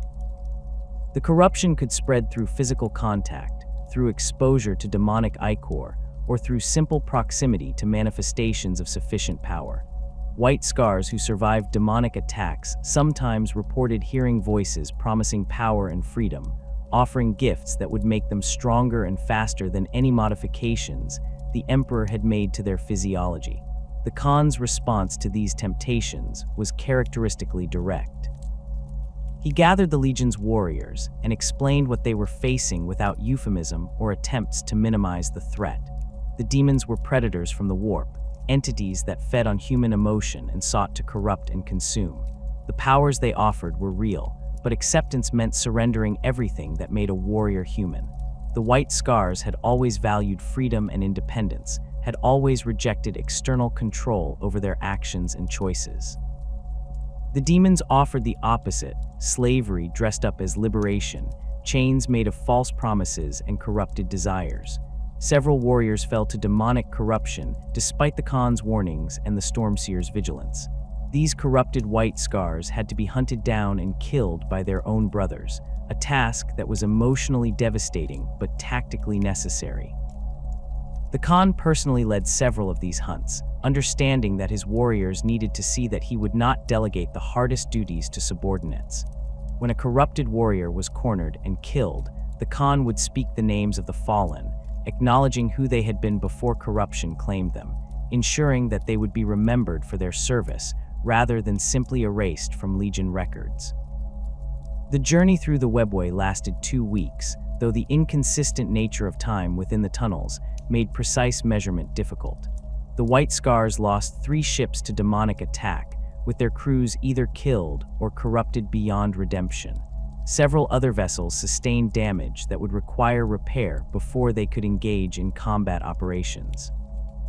The human crew members suffered disproportionately compared to the Space Marines. Their lack of genetic modification and psychic conditioning made them more vulnerable to demonic influence and possession. Some ships lost most of their human crew and had to operate with skeleton staffing, their functions maintained by servitors and the few survivors who had proven resistant to corruption. The emergence from the webway brought the White Scars fleet into the Sol system, though not at the location they had intended. The portal deposited them near Mars rather than Terra, placing them in the midst of the civil war that had consumed the Mechanicum. The Forges of Mars had split between loyalist and traitor factions, with both sides fighting for control of the manufacturing capacity that was essential to the war effort. The arrival of a White Scars fleet in the middle of this conflict created immediate complications, with both Mechanicum factions attempting to secure their support or at least ensure they would not intervene on behalf of their enemies. The Khan had no interest in becoming entangled in the Martian Civil War. His objective was Terra, and every day spent in the Sol system increased the risk that traitor fleets would arrive in sufficient strength to prevent his legion from reaching the throne world. He ordered the fleet to make best speed for Terra, ignoring requests and demands from both Mechanicum factions. This decision was pragmatic rather than callous. The White Scars lacked the numbers and resources to meaningfully affect the outcome on Mars, and attempting to intervene would only delay their arrival at Terra, where they were desperately needed. The approach to Terra revealed the scale of the traitor buildup that was occurring throughout the system. Horus had assembled a fleet that dwarfed anything seen during the Great Crusade, with ships from multiple traitor legions supported by dark Mechanicum vessels and corrupted Imperial army elements. The War Master was not simply attacking Terra, but was preparing for a siege that would systematically reduce the planet's defenses and break the will of its defenders. The White Scars fleet was detected immediately upon entering the inner system, with traitor forces moving to intercept and prevent them from reaching Terra's orbital space. The running battle that brought the White Scars to Terra demonstrated both their tactical skill and the desperate nature of the strategic situation. The Khan ordered his fleet to split into multiple groups, each taking different approach vectors that forced traitor forces to divide their interception efforts. The fastest White Scars ships, primarily escorts and light cruisers, raced ahead while the heavier vessels provided covering fire and drew traitor attention. Several ships were lost during this final approach, overwhelmed by superior numbers or crippled by damage sustained during earlier engagements. The survivors reached Terra's orbital defenses and were granted passage through the defensive grid, their arrival bringing reinforcements that the defenders badly needed. The White Scars' role in the siege of Terra was defined by the same principles that had governed their warfare throughout the Great Crusade. They were not suited for static defense or prolonged holding actions. Their value lay in mobility, in their ability to strike at unexpected times and locations, and in their capacity to operate independently without requiring constant coordination with other forces. The Khan met with Rogel Dorn, who commanded Terra's defense, and made clear that the White Scars would fight in their own way. Dorn, pragmatic despite his preference for more structured operations, accepted this arrangement because he understood that trying to integrate the White Scars into his defensive plans would waste their capabilities. The deployment pattern that emerged saw White Scars forces operating as a mobile reserve, positioned to respond to traitor breakthroughs or to exploit opportunities as they appeared. When traitor forces achieved a penetration of Terra's outer defenses, White Scars bike squadrons would race to the breach, hitting the attackers from unexpected angles and buying time for more conventional forces to establish new defensive lines. When traitor supply convoys attempted to move equipment and reinforcements to forward positions, White Scars would appear from nowhere, destroy the convoys, and vanish before reaction forces could arrive. The harassment campaigns that the White Scars conducted throughout the siege inflicted damage far beyond what their relatively modest numbers would suggest. Traitor commanders attempting to coordinate multi-legion assaults found their plans disrupted by White Scars raids that destroyed command posts and killed senior officers. Artillery positions that should have been safe behind traitor lines came under attack from fast-moving squadrons that appeared, destroyed the guns, and withdrew before defenders could respond. Supply depots that were supposed to sustain traitor forces for weeks of siege warfare burned after White Scars' incendiary attacks, forcing the traitors to divert resources to logistics that should have been available for combat operations. The Lion's Gate spaceport represented one of the most critical strategic positions on Terra during the siege. This massive orbital docking facility, built during the Dark Age of technology and expanded during the Emperor's unification of Terra, served as the primary landing zone for reinforcements and supplies arriving from off-world. Its loss would effectively isolate the Imperial Palace from any external support, making it a priority target for the traitor forces. The spaceport's defenses were formidable, void shields powerful enough to withstand orbital bombardment, anti-aircraft batteries that could saturate the sky with fire, and fortified positions that had been prepared for exactly this kind of assault. Yet the sheer scale of the traitor attack threatened to overwhelm even these impressive defenses through sheer weight of numbers and sustained pressure. The Death Guard and World Eaters formed the primary assault forces assigned to take the Lion's Gate. This combination represented a deliberate tactical choice by Horus. The Death Guard would grind forward through sustained pressure and attrition, while the World Eaters would exploit any weaknesses with their characteristic berserker charges. The two legions had different approaches to warfare, but both specialized in the kind of close-quarters brutality that would be necessary to take a fortified position of this scale. The Death Guard advanced in disciplined formations, their Terminator-armored veterans leading the way and their infantry following behind with the methodical patience that had always characterized Mortarian's legion. The World Eaters attacked in waves of frenzied assault troops, their warriors having abandoned any pretense of tactical coordination in favor of pure aggression, driven by the neural implants that had been installed in their skulls.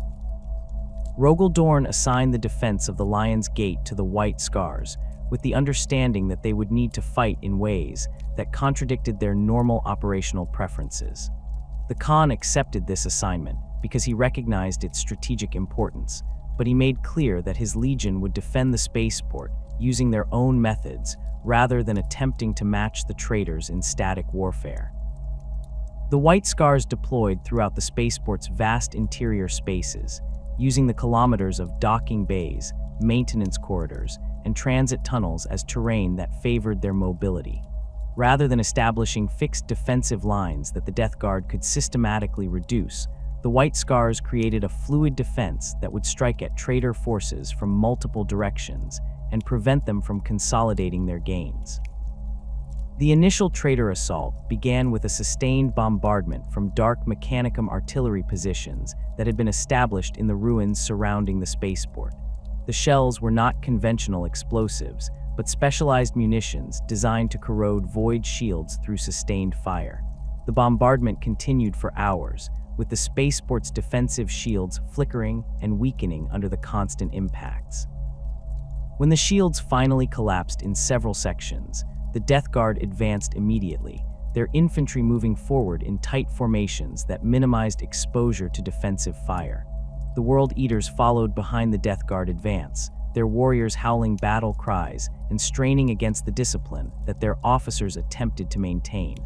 The White Scars allowed the traitors to enter the spaceport's outer perimeter without significant resistance. This was not retreat but calculated positioning, drawing the enemy into the interior spaces where the defenders' mobility would be most advantageous. The first indication that the traitors had entered a killing ground came when bike squadrons emerged from side corridors and maintenance tunnels, hitting the Death Guard formations from directions that should have been secure. The bikes would fire as they passed, their bolters and mounted weapons tearing into the traitor infantry, and then vanish back into the spaceport's labyrinthine interior before the Death Guard could bring their heavy weapons to bear. The World Eaters responded to these hit and run attacks with predictable fury. Their warriors would break from the main advance to pursue the White Scars squadrons, racing through corridors in an attempt to catch the fast-moving bikes. This was exactly what the Khan's warriors wanted: isolated groups of World Eaters separated from the main force and drawn into prepared ambush positions.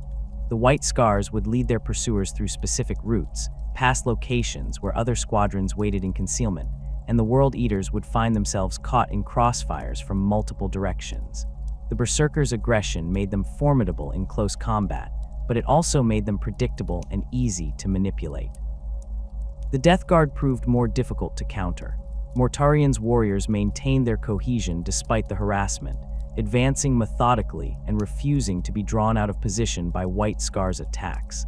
They established strong points at key junctions and began systematically clearing the spaceport section by section, using flamers and Volkite weapons to purge any spaces where defenders might be hiding. The Death Guard accepted casualties from White Scar's raids as the price of maintaining their advance, trusting in their enhanced resilience and the medical support provided by their apothecaries to keep their forces combat effective despite losses. The fighting inside the Lion's Gate developed its own rhythm over the days that followed the initial assault. The Death Guard would advance during periods when they could mass their forces and bring their heavy weapons to bear, grinding forward through sustained firepower and the sheer durability of their warriors. The White Scars would counterattack when the Death Guard paused to consolidate, or when their formations became strung out during advances through the spaceport's complex interior. Neither side could achieve a decisive advantage. The Death Guard could not advance quickly enough to overwhelm the defenders, while the White Scars lacked the numbers to drive the traitors completely out of the spaceport.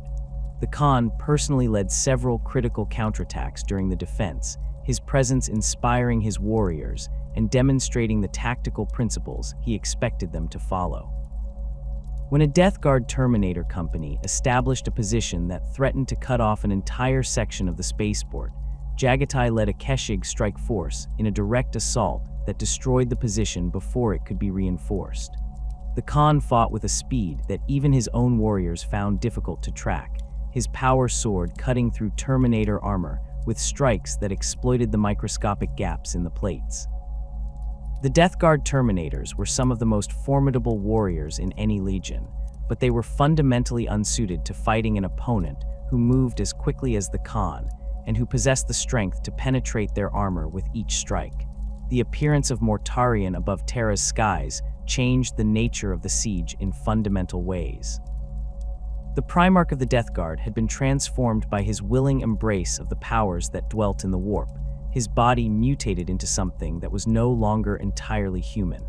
He commanded from his flagship Endurance, but he also manifested physically in Terra's atmosphere, his demonic nature allowing him to exist partially in real space and partially in the immaterium. Mortarion's presence brought with it a miasma of disease and corruption that spread across entire regions, with plagues manifesting spontaneously in areas where his shadow fell. The Demon Primarch's objective was not simply to support the ground assault, but to unleash diseases that would devastate the palace's defenders and break their will to resist. Jaghatai Khan recognized that Mortarion's presence represented a threat that went beyond conventional military danger. The plagues that the Death Guard Primarch could unleash would kill millions and would persist long after the siege ended, turning Terra into a charnel house regardless of who won the immediate military conflict. The Khan understood that he was uniquely positioned to confront Mortarion. His mobility allowed him to reach the Demon Primarch despite the Death Guard forces that would attempt to intervene, and his own nature as a Primarch gave him the strength necessary to fight a corrupted brother. The decision to seek out Mortarion was not driven by personal animosity, though the rivalry between the two Primarchs had always been intense, but by tactical necessity. The Khan requisitioned a Stormbird gunship and a squadron of escort fighters for the mission, selecting members of the Keshig to accompany him. The flight into Terra's upper atmosphere, where Mortarion had manifested, required navigating through aerial combat between Loyalist and traitor aircraft, through anti-aircraft fire from both sides, and through the unnatural storms that swirled around the Demon Primarch's manifestation. The Stormbird's pilot, a veteran who had flown for the Legion since its earliest campaigns, maintained control despite turbulence that would have torn apart a less skilled crew. The escort fighters engaged traitor aircraft, attempting to intercept the Khan's flight, buying time for the Stormbird to reach its destination. Mortarion waited in the sky above the Lion's Gate, his physical form wreathed in toxic clouds that corroded the Stormbird's hull as it approached. The Demon Primarch had grown larger since his transformation, his body swollen with disease and his wings spreading wide enough to cast shadows across entire districts. He carried a massive scythe that wept with venoms, and his presence alone was enough to sicken unprotected humans who looked upon him. The Khan emerged from the Stormbird as it hovered near Mortarian's position, using a jump pack to close the remaining distance and engage his brother in direct combat.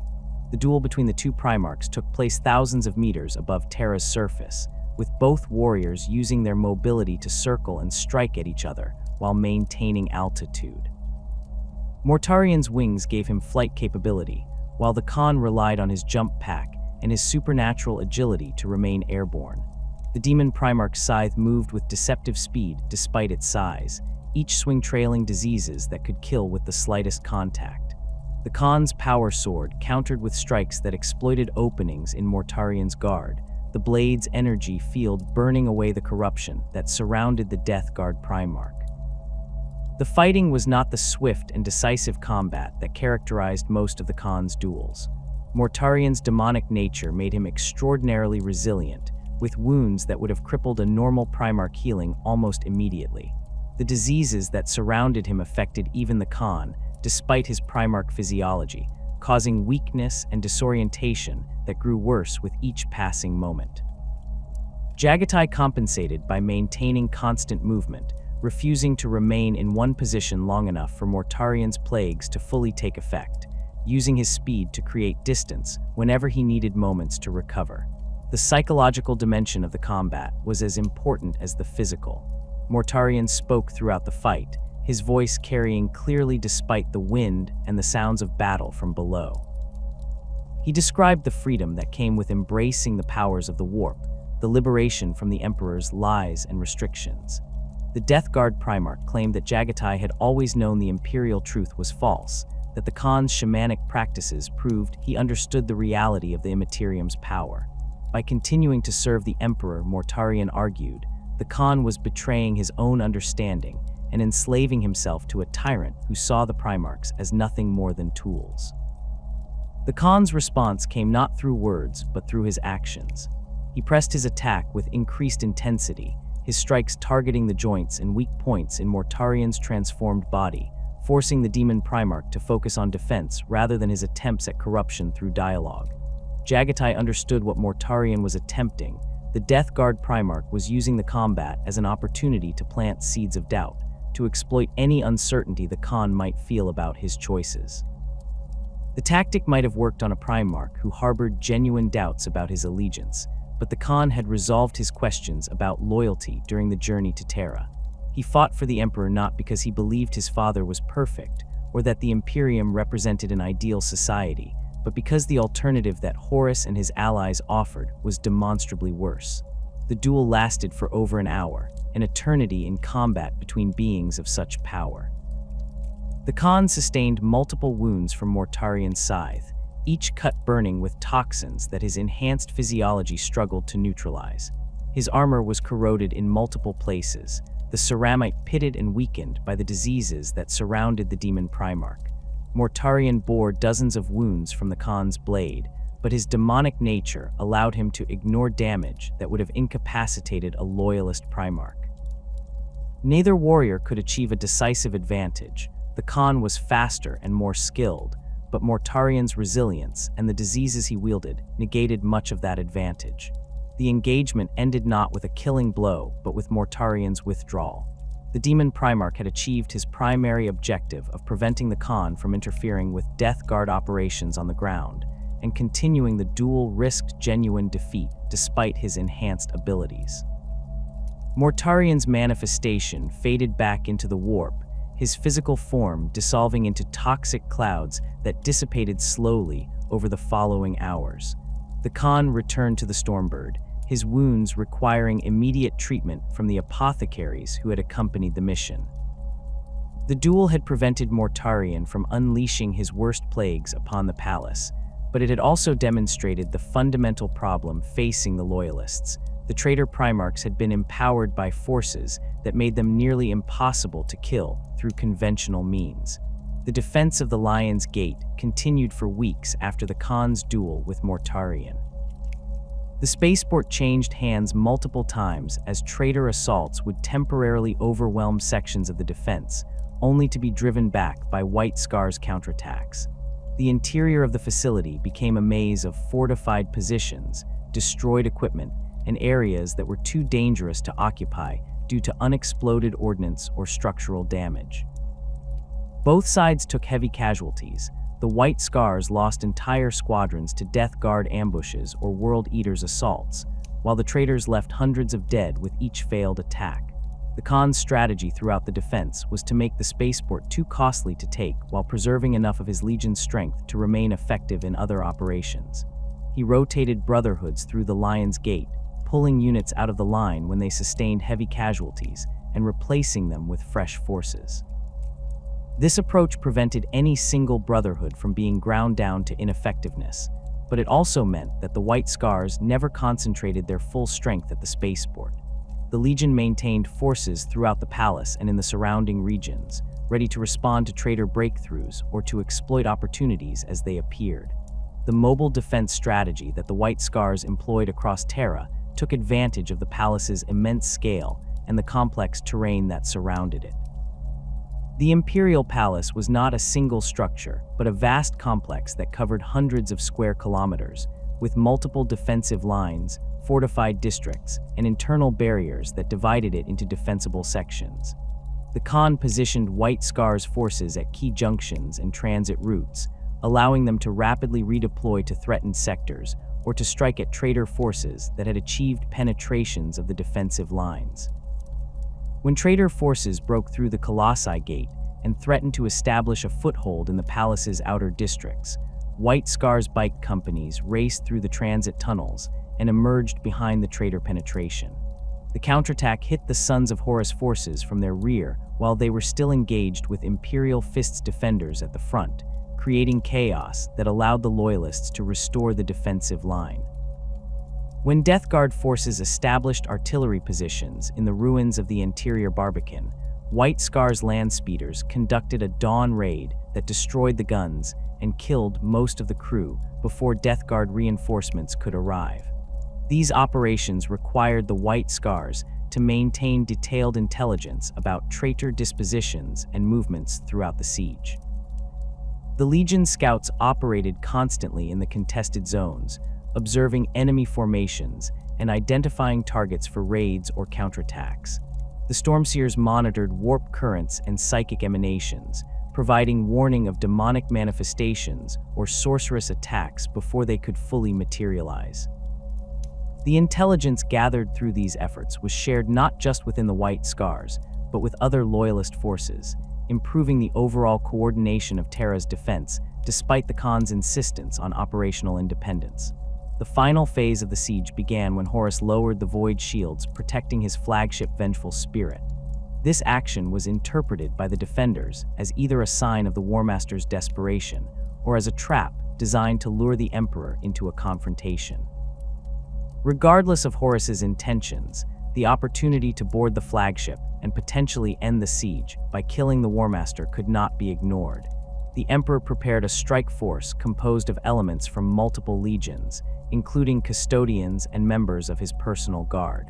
The Khan committed a significant portion of the Keshig to the assault, understanding that this would be the decisive engagement of the siege. The teleportation assault on the Vengeful Spirit scattered the attacking forces throughout the massive vessel, with different groups materializing in various sections of the ship. The Khan and his Keshig found themselves in a section of the vessel that had been transformed by warp corruption, with the normal architecture twisted into impossible geometries and the walls themselves seeming to shift and change. Traitor forces responded immediately to the intrusion, with Sons of Horus warriors and corrupted crew members attacking the White Scars from multiple directions. The fighting inside the Vengeful Spirit was unlike anything the Khan had experienced during the siege. The ship itself seemed hostile, with corridors that led in circles, doors that opened onto empty space, and gravity that shifted unpredictably. Demonic entities manifested constantly, attacking the White Scars both physically and psychically. The Keshig fought with the discipline and skill that had made them the Legion's elite, but they were being worn down by the constant combat and the hostile environment. The Khan led his warriors deeper into the ship, following his precognitive sense toward where he believed the Emperor and Horus would confront each other. The White Scars never reached the throne room where the Emperor fought Horus. The path was blocked by sons of Horus Terminators and demonic entities that could not be bypassed or quickly defeated. The Khan and his Keshig fought through these obstacles, but by the time they cleared the final barrier, the duel between father and son had already concluded. The Emperor had struck down Horus, but had been mortally wounded in the process, his body broken, and his psychic presence diminished to the point where his consciousness could barely maintain cohesion. The assault force retreated from the vengeful spirit with the Emperor's body, fighting through traitor forces that were now leaderless and confused following the War Master's death. The Khan's role in the final assault was not the heroic intervention that some accounts would later claim. The White Scars had fought their way through the vengeful spirit, had eliminated significant traitor forces, and had helped secure the route for the Emperor's extraction. But they had not reached the throne room in time to affect the outcome of the duel, had not struck the blow that ended Horus's rebellion, and had not prevented the Emperor's crippling injuries. This reality troubled the Khan less than it might have bothered other Primarchs. He had never sought glory or recognition, had never needed to be the hero of the story. The White Scars had done their duty, had fought as effectively as any legion could have, and had helped ensure that the Emperor survived to be interred in the Golden Throne. The withdrawal of traitor forces from Terra following Horus's death did not signal the end of the war, but merely its transformation into a different kind of conflict. The traitor legions retreated toward the Eye of Terror, that vast wound in reality where the warp bled into real space, but their withdrawal was neither orderly nor complete. Scattered formations remained throughout the Imperium, some cut off from their parent legions during the siege, others deliberately left behind to continue causing damage. Entire sectors had fallen under traitor control during the heresy, with planetary governments that had declared for Horus and military forces that remained loyal to the dead War Master. The Imperium faced the monumental task of reclaiming these territories and hunting down the remnants of the rebellion before they could consolidate or establish permanent strongholds. The Great Scouring, as this campaign of reconquest came to be known, required a different approach than the Siege of Terra had demanded. The Loyalist legions no longer faced a unified enemy with clear strategic objectives, but rather a fragmented opposition that operated across vast distances without coordination. Traitor forces would appear in one sector, conduct raids or establish temporary bases, and then vanish into the warp before Loyalist forces could respond in strength. The campaign required exactly the kind of mobile warfare at which the White Scars excelled, and the Khan committed his legion to the pursuit with an intensity that bordered on obsession. The White Scars' approach to the Great Scouring reflected both their tactical preferences and their Primarch's understanding of what the Imperium needed. Rather than participating in the systematic reconquest of traitor-held worlds, which other legions like the Ultramarines and Imperial Fists were better suited to conduct, the 5th Legion focused on hunting the fleeing traitor fleets. The Khan divided his forces into multiple independent brotherhoods, each assigned to patrol specific regions and pursue any traitor vessels they encountered. This decentralized approach allowed the White Scars to cover enormous areas of space and respond quickly to reports of traitor activity, though it also meant that individual brotherhoods sometimes faced enemies that outnumbered them significantly. The pursuit operations that characterized White Scars' activities during the Scouring demonstrated the Legion's evolution from its pre-heresy doctrine. The tactics remained fundamentally the same: rapid movement, precise strikes, and constant pressure on enemy forces, but the strategic context had changed. During the Great Crusade, the White Scars had fought to bring worlds into compliance, to expand the Imperium's borders and establish imperial authority. Now they fought to destroy enemies who could not be reasoned with or brought back into the imperial fold, who had crossed a line that made reconciliation impossible. The Khan's warriors adapted to this new reality, accepting that their role was no longer conquest, but extermination. The Battle of Tallarn had demonstrated the scale of the traitor forces that remained active in imperial space.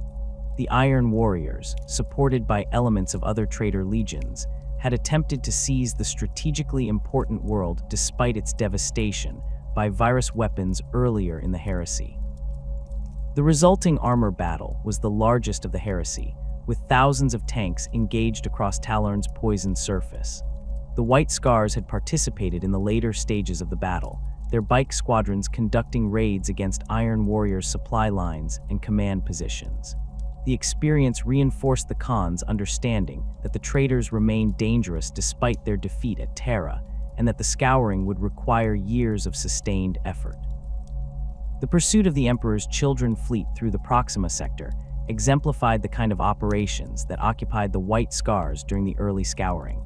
Intelligence indicated that a substantial Emperor's Children force, including several capital ships, was conducting raids against Imperial worlds while moving generally toward the Eye of Terror. The Khan assigned 3 brotherhoods to intercept and destroy this fleet, with orders to pursue the enemy regardless of where they fled. The hunt lasted for months, with the White Scars tracking the Emperor's Children through multiple systems and engaging them in a series of running void battles that gradually whittled down the traitor fleet. The Emperor's Children fought with a recklessness that shocked even veterans who had faced them during the siege. Their warriors seemed more interested in the sensations of combat than in tactical victory, often prolonging engagements when they could have withdrawn to more favorable positions. Their ships were decorated with grotesque artwork and modifications that served no military purpose, and their communications were filled with disturbing declarations about the perfection they sought through excess and sensation. The White Scars learned to exploit this behavior, using feints and tactical withdrawals to draw Emperor's Children ships into ambushes where they could be destroyed by concentrated fire. The final engagement of the pursuit occurred in a system whose name had been expunged from Imperial records due to the corruption that the Emperor's Children had spread there. The traitor fleet made its stand in orbit around a world they had transformed into something that violated every principle of the Imperial truth. The White Scars attacked without hesitation, their ships closing to boarding range despite the risks involved. The combat that followed was brutal, with White Scars boarding parties fighting through Emperor's Children vessels that had been transformed internally into nightmare landscapes of excess and corruption. The Khan personally led the assault on the enemy flagship, his presence necessary to counter the sorcerous defenses that the Emperor's Children had established. The victory came at significant cost. 2 White Scars strike cruisers were lost, their crews either killed in combat or corrupted beyond redemption by exposure to the Emperor's Children's influence. Several companies sustained casualties that would take years to replace, and the warriors who survived the boarding actions required extensive psychological evaluation to ensure they had not been tainted by what they had witnessed. The Khan ordered the complete destruction of the Emperor's Children vessels rather than attempting to salvage them, understanding that the corruption they contained could not be safely contained or purified. These kinds of operations continued across multiple sectors as the White Scars pursued traitor forces throughout the Imperium. The Legion's brotherhoods operated with the independence that had always characterized their approach to warfare, reporting their activities to the Khan, but making their own tactical decisions about which targets to pursue and how to engage them. This decentralization proved effective for the scouring's requirements, allowing the White Scars to respond quickly to emerging threats without waiting for orders from Central Command. The Khan maintained overall strategic direction through periodic gatherings of Brotherhood Khans, where information was shared and priorities were established for the coming months. The pursuit of Dark Eldar raiders became a particular focus for the Khan personally. These Xenos pirates had increased their raids against Imperial worlds during the chaos of the heresy, taking advantage of weakened defenses and distracted Imperial forces to capture slaves and conduct their sadistic attacks. The Khan had fought Dark Eldar during the Great Crusade and understood that they represented a different kind of threat than the traitors. Where chaos corruption could be identified and contained through established protocols, the Dark Eldar operated from the webway, appearing without warning and vanishing before effective responses could be organized. Intelligence about Dark Eldar operations came from multiple sources, including survivors of their raids, captured Xenos, and the Stormseer's observations of webway activity. The Khan began to assemble a detailed understanding of how the Dark Eldar conducted their operations, identifying patterns in their targeting and movement that suggested the locations of webway portals they used for access to real space. This information allowed the White Scars to position forces near likely raid targets and to respond more quickly when attacks occurred. Several successful interceptions demonstrated that the Dark Eldar, for all their speed and sophistication, could be caught and destroyed if Imperial forces anticipated their movements correctly. The decision to pursue Dark Eldar raiders into the webway itself represented a significant escalation of the Khan's campaign against the Xenos. The webway was their domain, a network of tunnels that they had maintained and controlled for millennia.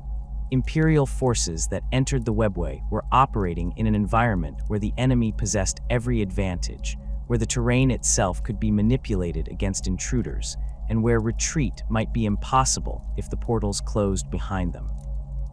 The Khan understood these risks, but believed that allowing the Dark Eldar to raid Imperial space with impunity was unacceptable, particularly when the Imperium was already weakened by the heresy's devastation. The Khan's final campaign began when a particularly large Dark Eldar raid struck an Imperial world in the Chogoris sector. The raiders captured thousands of civilians and withdrew into the webway before Imperial Navy forces could intercept them. The Khan gathered elements of the Keshig and several veteran companies, preparing for a pursuit operation that would take them into the webway. The Stormseers warned that the psychic conditions within the webway were increasingly unstable, that the barriers between the ancient tunnels and the raw warp were degrading in ways that made navigation dangerous even for those with experience in the passages. The Khan acknowledged these warnings, but proceeded with his preparations, driven by a combination of duty and personal conviction that the Dark Eldar needed to understand that their raids would be answered with retaliation. The entry into the webway was accomplished through a portal that the White Scars had identified and secured during previous operations against Dark Eldar raiders. The Khan led his forces into the tunnels, following the psychic traces that the Stormseers detected from the recent raid. The pursuit through the webway revealed the extent to which these ancient passages had deteriorated since the White Scars' previous experience with them during the journey to Terra. Sections that should have been stable were collapsing, with the carefully constructed barriers that separated the webway from the warp failing in multiple locations. Demonic entities had established presences in some tunnels, creating zones that were too dangerous to traverse without extensive combat.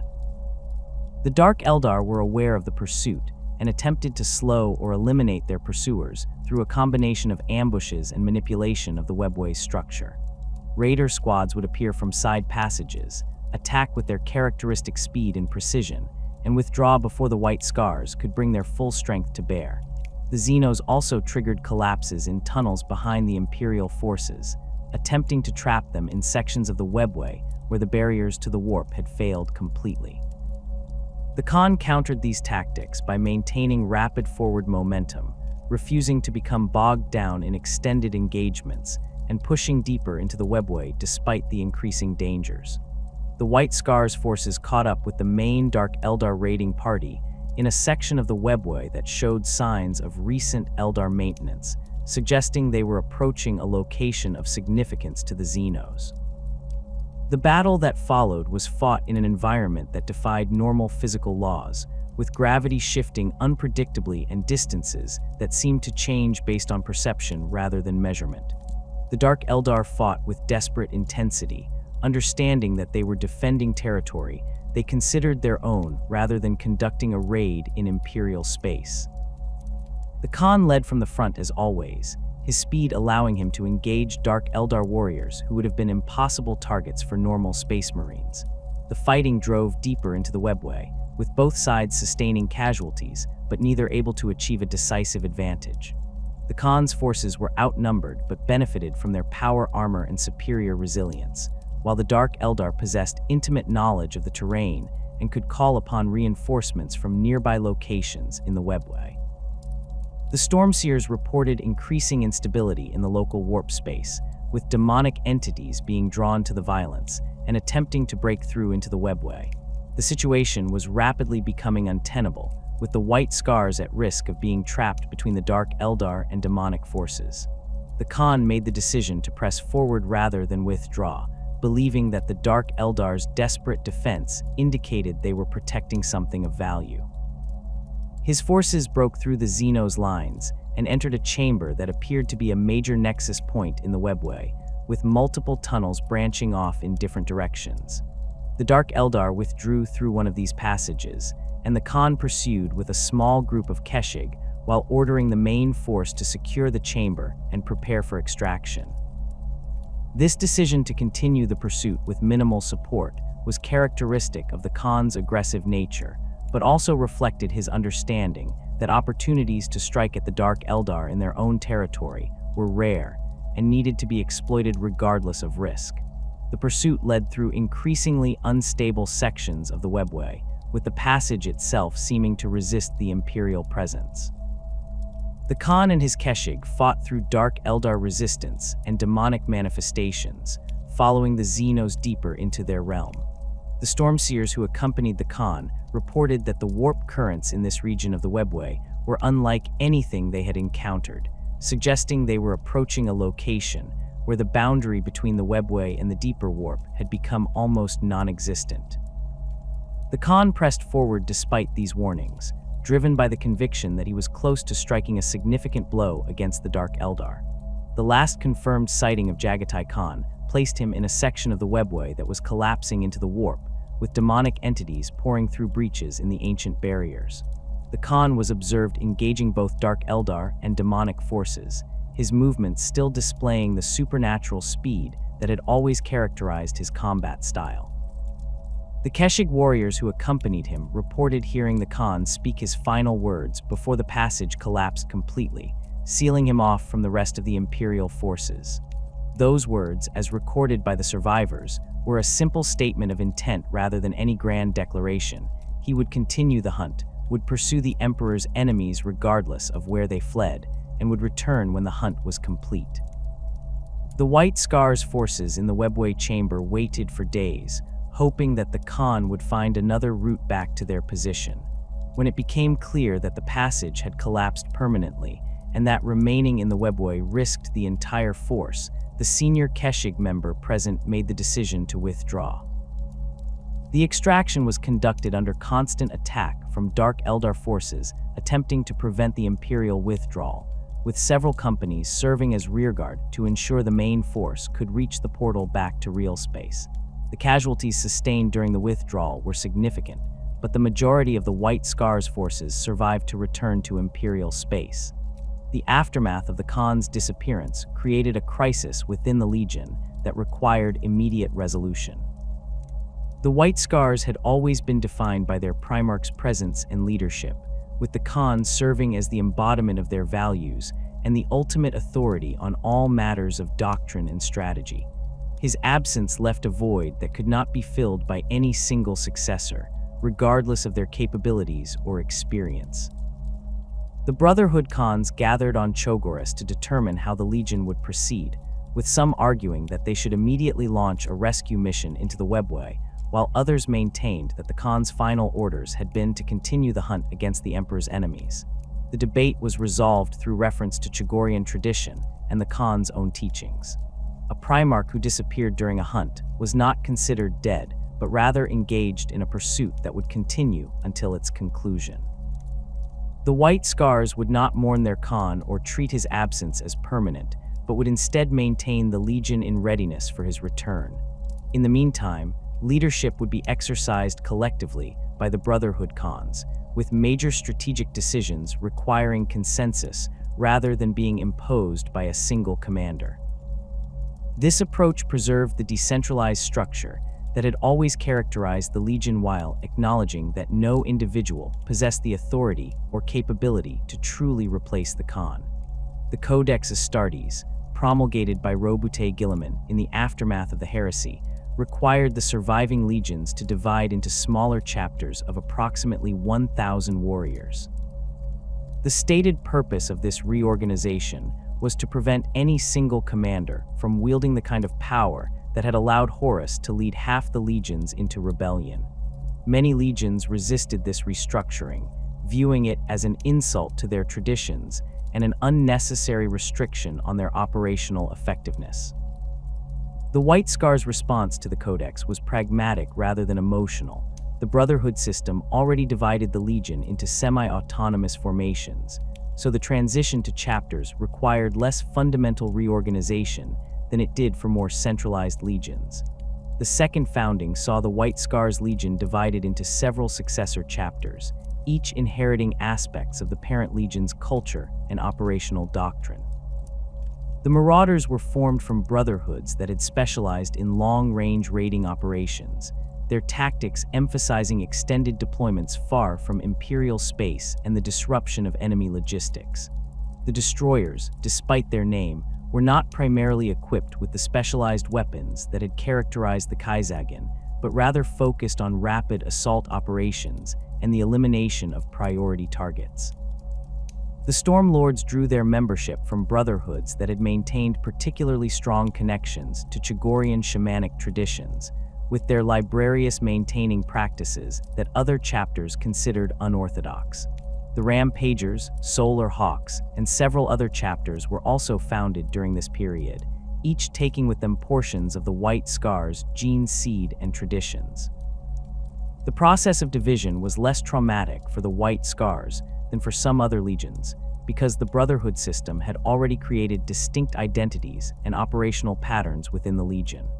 Warriors who had fought together in the same brotherhood for decades simply formalized their existing organization as a new chapter, maintaining their bonds and traditions while accepting the new limitations on their size and resources. The chapters remained in contact with each other and with the White Scars, creating an informal network that preserved some of the coordination that had existed when they were part of a single legion. The White Scars themselves, now reduced to chapter strength, established their fortress monastery on Chogoris and began the process of rebuilding their strength after the losses sustained during the heresy and scouring. The chapter maintained the traditions that the Khan had established, including the Brotherhood system, the emphasis on mounted warfare, and the integration of Chogorian cultural practices. The position of Great Khan, which Jaghatai had held, remained officially vacant.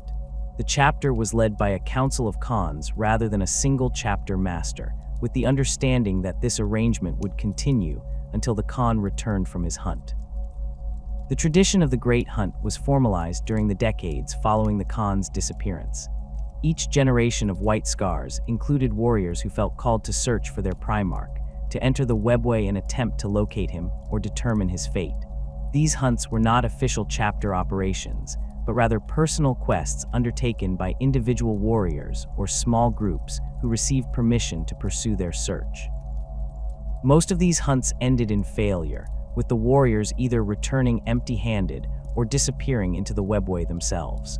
The few who returned brought fragmentary reports of sightings or signs that might indicate the Khan's continued existence, though none could provide definitive proof. The Great Hunt became intertwined with the chapter's identity and spiritual practices.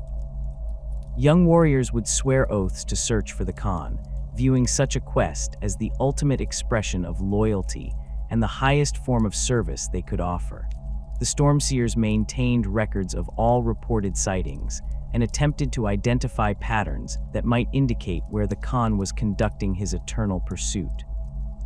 The chapter's librarius devoted significant resources to studying the webway and developing techniques that might allow them to navigate its passages more safely, understanding that any future attempt to locate the Khan would require better knowledge of that hostile environment.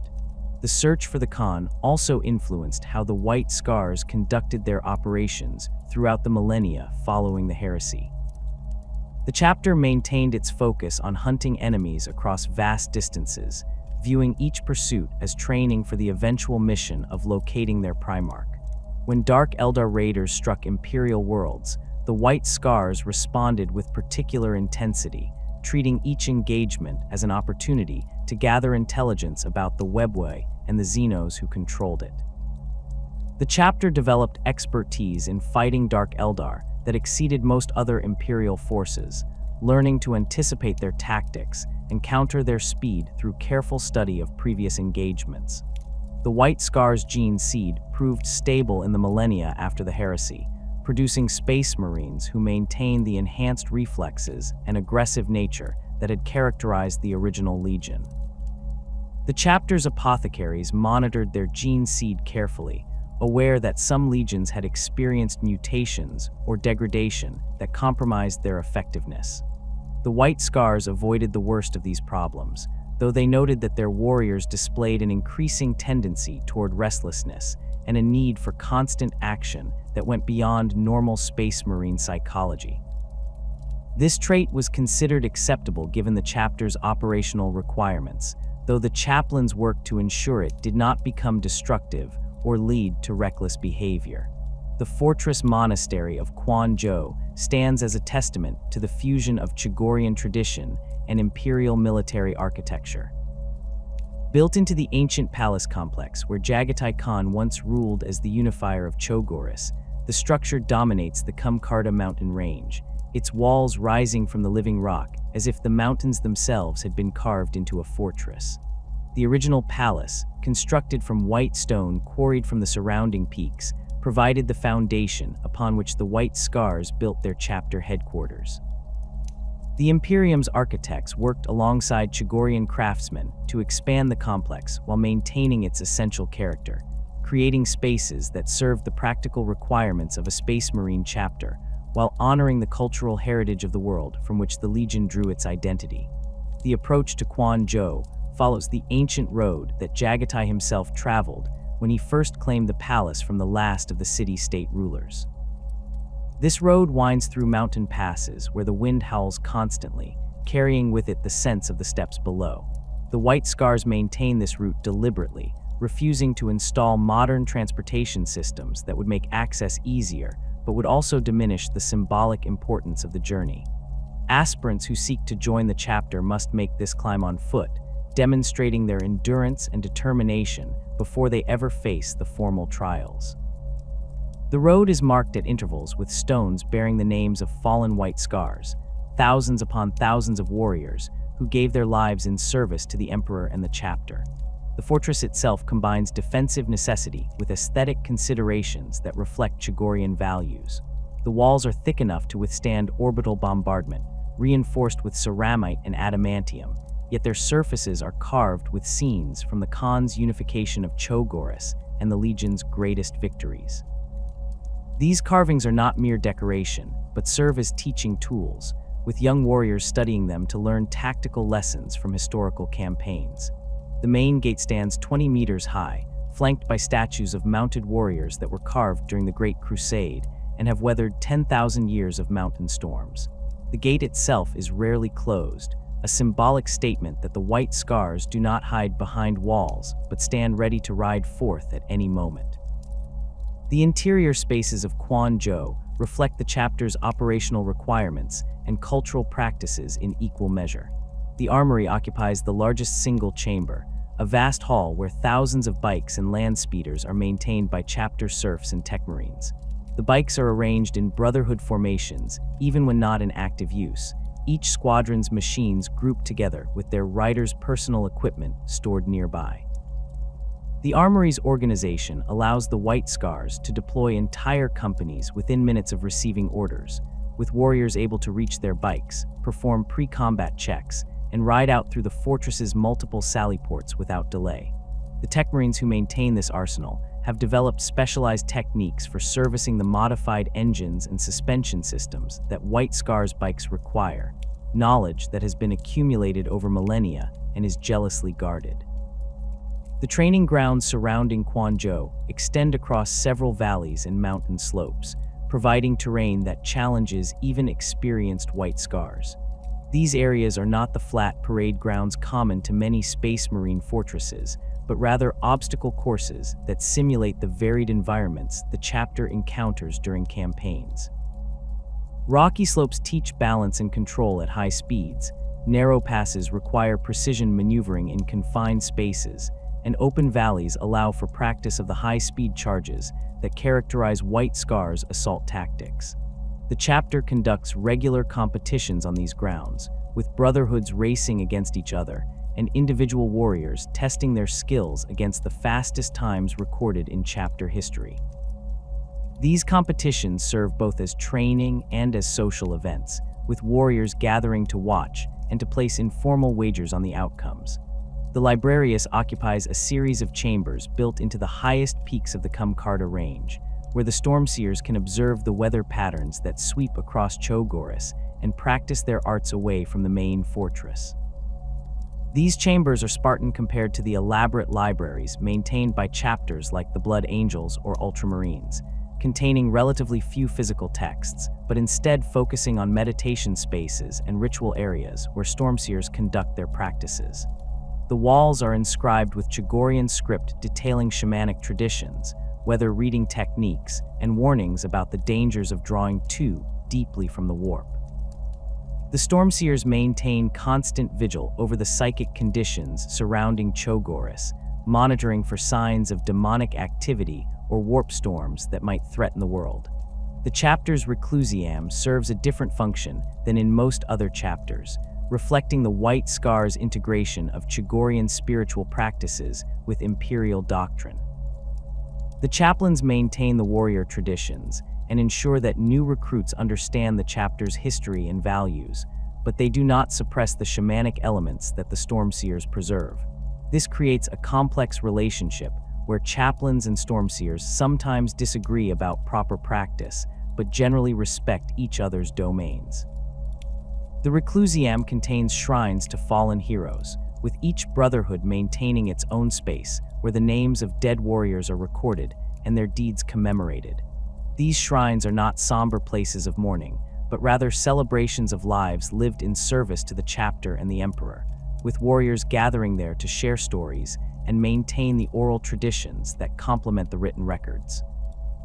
The recruitment process for the White Scars begins on the plains of Chogoris, where the tribal peoples maintain the same lifestyle that existed when Jaghatai first united the world. The Imperium has deliberately preserved this culture, understanding that the warrior traditions of the steppes produce exactly the kind of recruits the chapter requires. The major tribes, the Altak, Taliskar, and dozens of smaller groups, continue their nomadic existence, following the great herds and engaging in the ritual warfare that has defined Chogorian society for millennia.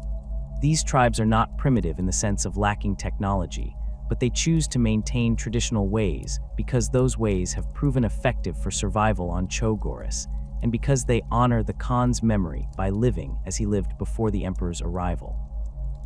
The selection of aspirants follows patterns established during the Great Crusade.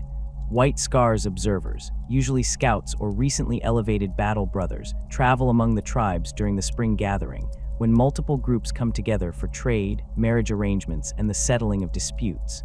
These observers watch the young warriors compete in traditional contests, horse racing, archery, wrestling, and mock combat with dulled blades. They look for specific qualities beyond simple physical prowess: the ability to make quick decisions under pressure, the willingness to take calculated risks, and the capacity to work within a group while maintaining individual initiative. A warrior who wins every contest through superior strength, but shows no tactical thinking or cooperation with others, will be passed over in favor of someone who demonstrates the mental qualities that Space Marine training can build upon. The trials that aspirants undergo after selection are designed to test both physical capability and psychological resilience. The first trial requires the aspirant to ride from the plains to Quanzhou without stopping, a journey that takes days and crosses terrain that becomes increasingly difficult as the elevation rises.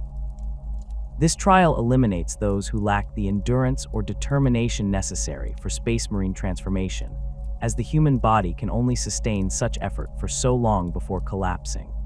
Those who reach Quanzhou face additional trials within the fortress itself, including combat tests against servitors and training machines, psychological evaluations conducted by chaplains, and finally, the implantation of the first gene seed organs that will begin their transformation into Space Marines.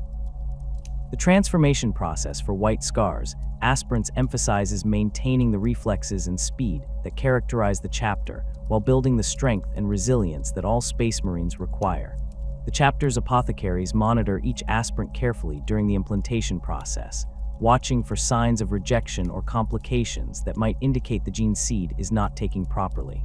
The failure rate is significant, with perhaps 1 in 3 aspirants surviving to become full battle brothers. Those who fail are not wasted. Those who survive the process but cannot complete the transformation become chapter serfs, serving the white scars in support roles that are essential to the chapter's operations. Those who die during the process are honored in ceremonies that acknowledge their courage and their willingness to undergo transformation in service to the emperor. The sacred sites of Chogoris hold deep significance for the white scars, serving as locations where the chapter conducts important ceremonies and where individual warriors go to meditate or seek guidance.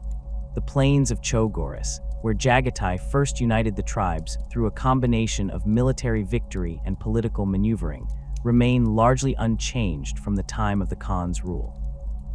The chapter maintains a small shrine at the location where the final battle of unification occurred, marking the spot where the last opposing Khan bent his knee and acknowledged Jaghatai's supremacy. White scars visit this shrine before deploying on major campaigns, following a tradition that dates back to the Great Crusade when the Khan himself would ride to this location before leading the legion into battle. The Kumkarta Mountains contain numerous sites associated with the Khan's life and the legion's history. Caves where Jaghatai meditated during his youth are maintained as places where stormseers conduct their training, with the belief that the Khan's presence somehow lingers in these locations. The peak where the Khan first met the emperor is marked with a simple stone cairn, its location known to every white scar but not advertised to outsiders. The chapter conducts ceremonies at this site during significant anniversaries, with the assembled warriors reaffirming their oaths to the emperor and the Khan. These ceremonies are not the elaborate rituals common to some chapters, but rather brief gatherings where warriors speak plainly about their duties and their commitment to continuing the hunt that the Khan began. The relationship between the white scars and the people of Chogoris is more complex than the simple recruitment dynamic that characterizes many chapter homeworlds. The tribal peoples view the Space Marines as the Khan's chosen warriors, inheritors of his legacy and protectors of the world he unified. This creates a sense of shared identity rather than the awe or fear that many populations feel towards Space Marines. Chogorian warriors aspire to join the White Scars not because they seek to escape their lives on the plains, but because they view it as the highest expression of the warrior culture they already practice. Those who are not selected for recruitment do not see themselves as failures, but rather as warriors whose service to their people will take a different form. The White Scars maintain a deliberate policy of minimal interference in Chogorian society, understanding that the culture that produces their recruits must be preserved rather than transformed. The chapter does not impose imperial law on the tribes in the detailed way that the administratum would prefer, instead allowing traditional governance structures to continue functioning as they have for millennia. Disputes between tribes are settled through traditional methods, ritual combat, negotiation by respected elders, or occasionally through warfare that is carefully controlled to prevent excessive casualties. The White Scars intervene only when conflicts threaten to destabilize the entire world, or when outside forces attempt to interfere with Chogorian society. The chapter's fleet assets reflect the operational requirements that have defined White Scars warfare since the Great Crusade. The fleet is organized around rapid response capability rather than sustained combat power, with an emphasis on strike cruisers and escorts that can move quickly between systems and deploy forces with minimal delay. The White Scars maintain fewer battleships than chapters like the Imperial Fists or Black Templars, preferring multiple smaller vessels that can operate independently rather than concentrating power in a few massive ships. This fleet structure allows the chapter to maintain presence across a wide area of space, with individual brotherhoods deploying on extended patrols that might last years without returning to Chogoris. The strike cruisers that form the backbone of the White Scars fleet are modified extensively to support the chapter's operational style. Launch bays are enlarged to accommodate the bikes and land speeders that White Scars favor, with specialized deployment systems that allow rapid insertion of mounted forces directly from orbit.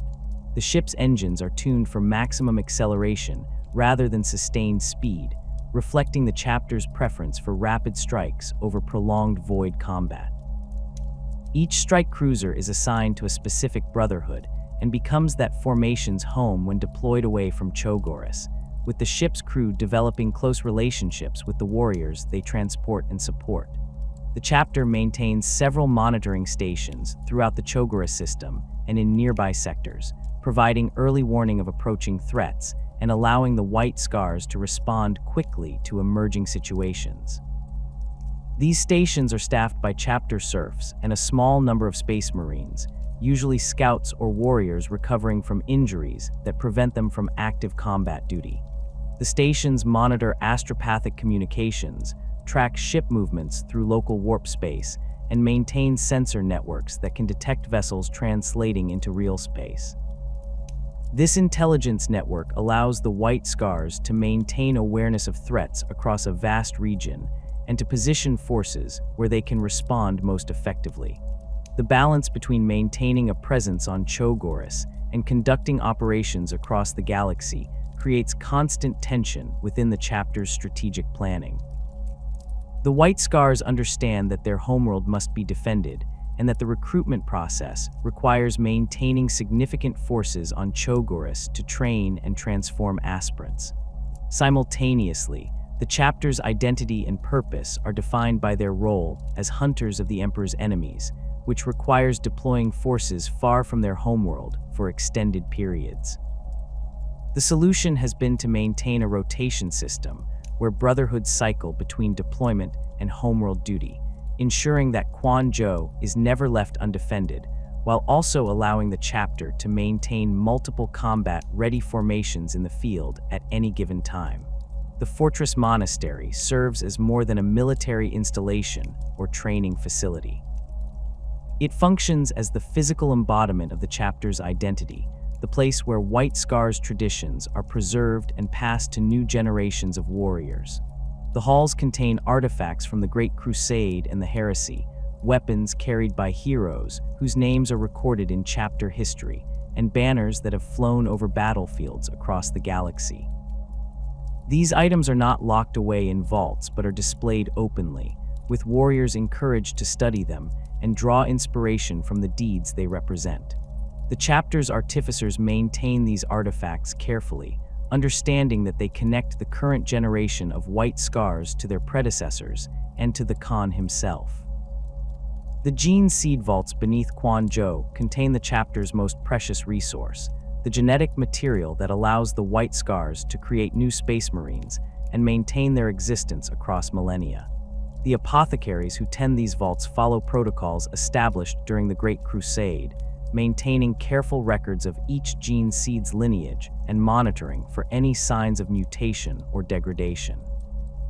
The White Scars gene seed has proven remarkably stable compared to some other chapters, producing warriors who maintain the enhanced reflexes and aggressive nature that characterized the original Legion without the severe mutations that plagued chapters like the Space Wolves or Blood Angels. The apothecaries attribute this stability to the careful selection of recruits and the chapter's adherence to traditional implantation procedures, though they acknowledge that some degree of fortune is involved in any gene seed's long-term viability. The chapter's relationship with the wider Imperium is characterized by the same independence that Jaghatai Khan maintained during the Great Crusade. The White Scars fulfill their obligations to the Imperium, responding to calls for assistance and participating in major campaigns when their presence is requested, but they resist attempts to integrate them into command structures that would limit their operational autonomy. This approach sometimes creates friction with Imperial commanders, who expect Space Marine chapters to function as reliable assets that can be deployed according to strategic plans developed by the High Lords of Terra or regional military authorities. The White Scars' tendency to disappear on extended patrols or to pursue targets that they deem important regardless of official priorities frustrates administrators who value predictability and coordination above individual initiative. The Second Founding created multiple successor chapters from the White Scars Legion, each inheriting portions of the parent legion's gene seed and operational doctrine, while developing their own distinct identities over the millennia that followed. These chapters maintained varying degrees of connection with their progenitors, some adhering closely to Chogorian traditions, while others adapted the core principles of mobile warfare to different contexts and strategic requirements. The relationship between the White Scars and their successors was less formalized than the structures maintained by chapters like the Ultramarines, reflecting the decentralized approach that had always characterized the 5th Legion. Successor chapters operated independently, but maintained informal communication networks that allowed them to share intelligence and coordinate operations when circumstances made cooperation advantageous. The Mantis warriors established their fortress monastery on Endymion, a world located in the Maelstrom Zone, where warp storms and pirate activity created constant security challenges. The chapter drew heavily from White Scars' doctrine in their early centuries, emphasizing rapid strike operations and the kind of mobile warfare that their progenitors had perfected.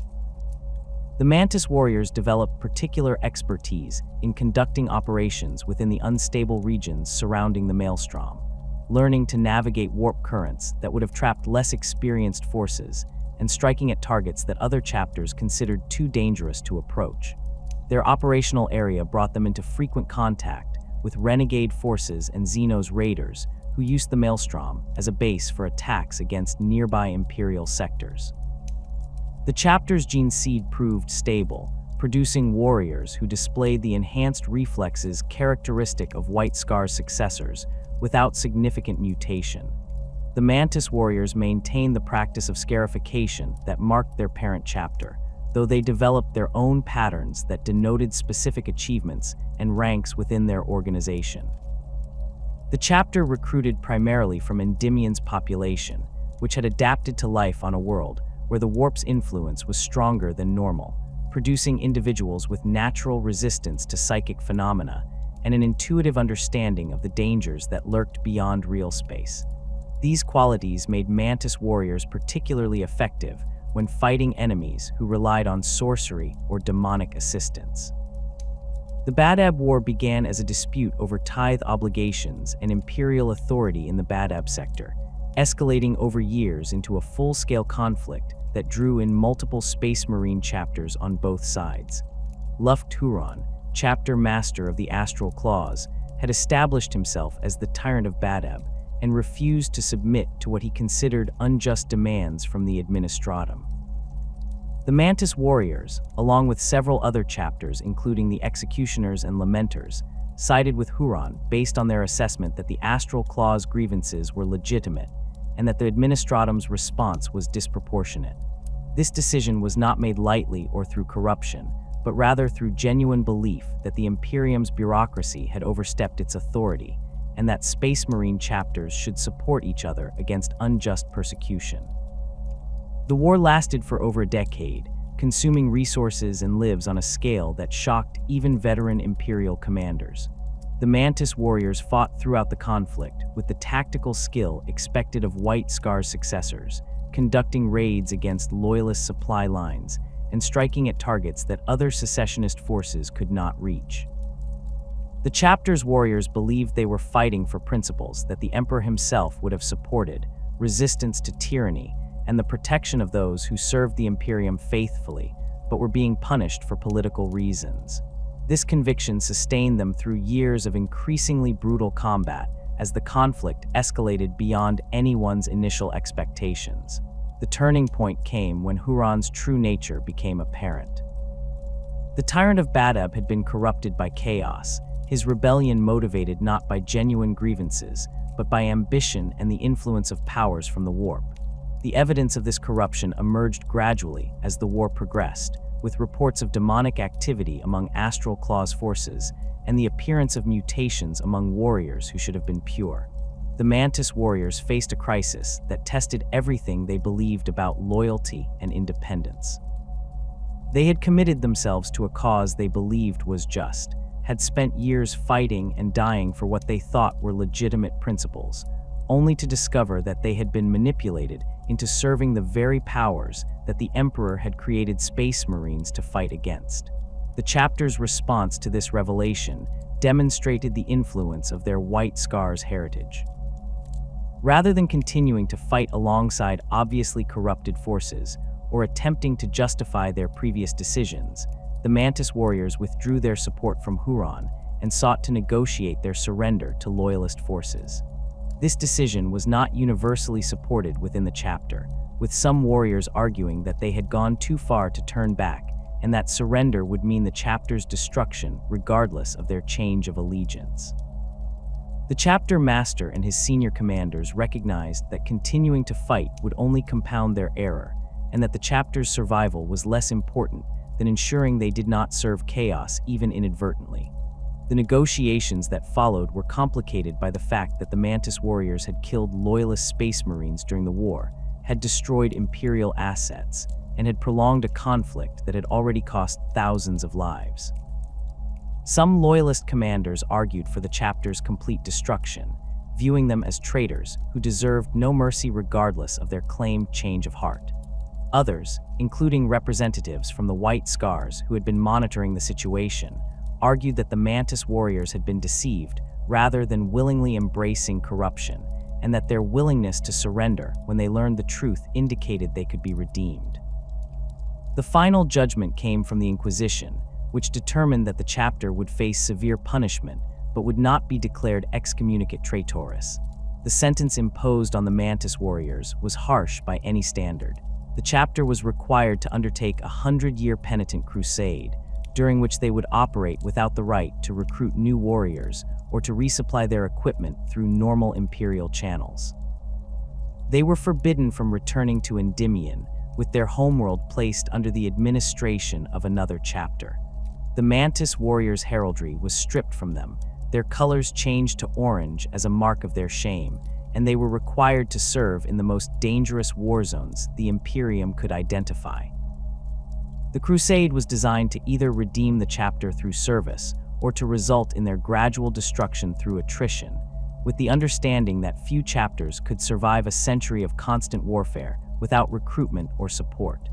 The Mantis warriors accepted these terms and began their penitent crusade, deploying to war zones across the Imperium where their mobile warfare expertise could be employed against the Emperor's enemies. The chapter fought in campaigns against Orc invasions, Tyranid hive fleets, and Chaos incursions, taking casualties in every engagement, but maintaining their cohesion and combat effectiveness through discipline and the bonds between warriors who had survived the Badab War together. The crusade tested the limits of what a Space Marine chapter could endure, with the Mantis warriors operating for decades with equipment that could not be properly maintained, and with companies reduced to handfuls of warriors who carried the burden of missions that should have required full-strength formations. The chapter's survival of the penitent crusade and their eventual restoration to full status within the Imperium demonstrated both their resilience and the effectiveness of the punishment that had been imposed. The Mantis warriors emerged from their century of penance as a chapter that understood the consequences of poor judgment and the importance of verifying the nature of causes before committing to them. Their experience became a cautionary tale studied by other chapters, an example of how even well-intentioned warriors could be manipulated into serving purposes that contradicted their oaths. The White Scars maintained contact with the Mantis warriors throughout their crusade and afterward, offering guidance and support that helped the chapter rebuild while also ensuring they understood the lessons their ordeal should have taught them. The Stormlords established themselves as one of the most orthodox White Scars successors, maintaining close adherence to the doctrines and traditions inherited from their parent legion.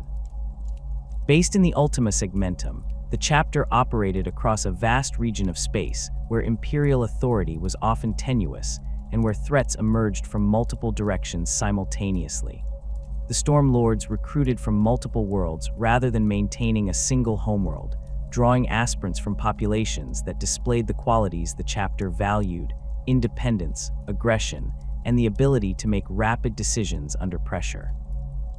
This multi-world recruitment pattern reflected the chapter's operational requirements, allowing them to maintain presence across their assigned sector while ensuring they had access to suitable candidates for transformation. The chapter's adherence to White Scars doctrine extended beyond tactical preferences to include the cultural practices and organizational structures that define their progenitors. The Stormlords maintain the Brotherhood system, with each formation operating semi-autonomously and competing with others for honor and recognition. They practice scarification according to traditional Chogorian patterns, marked their bikes with tribal symbols, and conducted hunts that served both as training exercises and as spiritual practices connecting them to their heritage. The chapter's librarius maintained strong connections with the White Scars Stormseers, exchanging knowledge about warp phenomena and shamanic traditions that other chapters might have considered dangerously unorthodox.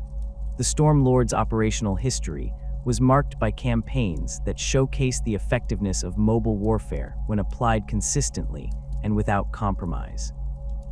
The chapter excelled at responding to emerging threats across their assigned sector, deploying forces rapidly to contested worlds and conducting strikes that eliminated enemy leadership or critical infrastructure before conventional Imperial forces could mobilize. Their intervention in the Pythos Crusade demonstrated their ability to operate effectively in void warfare, with Stormlord strike cruisers conducting raids against supply convoys and isolated enemy vessels while avoiding engagement with superior forces. The chapter's willingness to disengage when circumstances were unfavorable and to wait for better opportunities frustrated some Imperial commanders who wanted immediate results, but the Stormlords understood that preserving their strength allowed them to remain effective over extended campaigns. The relationship between the Stormlords and their parent chapter was closer than typical for most successor relationships. The chapters maintained regular communication, shared intelligence about threats in their respective operational areas, and occasionally coordinated joint operations when major threats required more forces than either chapter could deploy independently. This cooperation was informal rather than being based on any official command relationship, reflecting the White Scars' preference for voluntary association over imposed hierarchy. Stormlord's warriors sometimes served temporary assignments with White Scars formations to gain experience or to learn specific techniques, while White Scars Stormseers occasionally visited the Stormlords to provide training in psychic disciplines that required direct instruction rather than being learned from texts or recordings. The Marauders developed a reputation as void warfare specialists that exceeded even the considerable naval capabilities of their parent legion. Based on the fleet rather than maintaining a traditional fortress monastery on a single world, the chapter operated primarily in space, conducting extended patrols through sectors where pirate activity and Xenos raiders threatened Imperial shipping. The Marauders' expertise in boarding actions and ship-to-ship combat made them particularly effective against enemies who relied on superior naval forces or who attempted to avoid ground combat by remaining in orbit. The chapter maintained a larger fleet than most chapters their size, with multiple strike cruisers and numerous escorts that allowed them to project power across vast regions of space. The Marauders' tactical doctrine emphasized aggressive void combat, with the chapter's ships closing rapidly to boarding range and deploying assault forces that would seize enemy vessels before they could withdraw or scuttle themselves. This approach required modifications to standard Space Marine equipment and training, with Marauders' warriors becoming experts in zero-gravity combat and the use of specialized weapons designed for fighting in void conditions. The chapter developed techniques for breaching ship hulls, neutralizing defensive systems, and navigating through hostile vessels while under fire from defenders who knew their ships' layouts intimately. These skills made the Marauders valuable assets in campaigns where naval superiority was contested or where enemies attempted to escape through superior void capabilities. The chapter's recruitment practices reflected their fleet-based existence, drawing aspirants from void-born populations who had spent their entire lives aboard ships and space stations. These recruits possessed natural adaptations to low-gravity environments and an intuitive understanding of void operations that made them ideally suited for the Marauders' operational requirements. The chapter maintained recruiting stations on multiple worlds and void installations throughout their operational area, ensuring they had access to suitable candidates despite lacking a traditional homeworld. The transformation process for Marauders aspirants emphasized maintaining the void-born adaptations that made them effective in their native environment, while adding the enhancements that all Space Marines received. The Marauders' aggressive approach to void warfare occasionally brought them into conflict with Imperial Navy commanders, who viewed Space Marine chapters as ground forces that should defer to Navy expertise in void operations. The chapter's willingness to pursue enemies into dangerous regions of space, to engage forces that Navy doctrine would have avoided, and to take risks that more cautious commanders considered excessive created tension with some Navy officers. The Marauders argued that their tactics produced results that justified the risks, pointing to their record of destroyed enemy vessels and captured pirate bases as evidence of their effectiveness. The debate reflected broader questions about Space Marine autonomy and the proper relationship between chapters and other Imperial military forces. The Primaris reinforcements that arrived in the wake of the Andromedatus Crusade brought new challenges and opportunities to White Scar's successor chapters. These warriors, created using improved gene seed and enhanced implantation procedures, possessed physical capabilities that exceeded standard Space Marines in several measurable ways. They were larger, stronger, and more resilient than their predecessors, with additional organs that provided capabilities no previous generation of Space Marines had possessed. The integration of these Primaris Marines into existing chapters required careful management, as the new warriors needed to learn chapter traditions and operational doctrines, while existing battle brothers had to adapt to fighting alongside warriors whose capabilities differed from what they were accustomed to. The White Scars and their successors approached Primaris integration with the pragmatism that had always characterized their operations. The enhanced physical capabilities that Primaris Marines possessed were valuable, but they needed to be combined with the tactical knowledge and cultural understanding that defined White Scars warfare. The chapters established training programs that paired Primaris Marines with experienced battle brothers, allowing the new warriors to learn proper techniques for mounted combat and the tactical principles that governed White Scar's operations. This mentorship system proved effective, with Primaris Marines demonstrating that their enhanced capabilities could be applied to traditional White Scars tactics without requiring fundamental changes to doctrine. The Ultima founding created entirely new chapters using Primaris gene seed derived from the original legions, including successors based on White Scar's genetic material. The Rift Stalkers emerged from this founding as a chapter that combined Primaris enhancements with White Scar's operational doctrine, though they lacked the direct connection to Chogorian culture that defined their progenitors. The chapter was assigned to operations near the Great Rift, the massive warp storm that had split the Imperium following the fall of Cadia. The Rift Stalkers' mission was to conduct reconnaissance operations into regions affected by the Rift's expansion and to strike at Chaos forces attempting to exploit the instability for their own purposes. The Rift Stalkers adopted White Scar's tactical principles, but adapted them to the specific challenges of operating near the Great Rift. The chapter emphasized rapid insertion operations, using the new Primaris vehicles and equipment, conducting strikes that exploited the enhanced capabilities of their warriors while maintaining the mobility that defined White Scar's warfare. The Rift Stalkers developed expertise in fighting in environments where the warp's influence was stronger than normal, learning to recognize signs of demonic activity and to counter enemies who wielded sorcery or commanded corrupted forces. This specialization made them valuable assets in the Imperium's efforts to contain the Rift's expansion and to reclaim worlds that had been cut off from Imperial control. The relationship between Ultima founding chapters and their older counterparts was complicated by the fact that the new chapters lacked the centuries of tradition and shared history that connected second founding successors to their parent legions. The Rift Stalkers understood that they were White Scar's successors in genetic terms, and that their tactical doctrine was based on principles established by Jaghatai Khan, but they had no direct experience with Chogorian culture or the traditions that gave those tactics their context. The White Scars responded by offering to train Rift Stalkers officers and specialists, providing instruction in both tactical matters and cultural practices that the new chapter might choose to adopt. This assistance was offered without expectation of permanent subordination or formal alliance, reflecting the White Scar's belief that successor chapters should develop their own identities while understanding their heritage.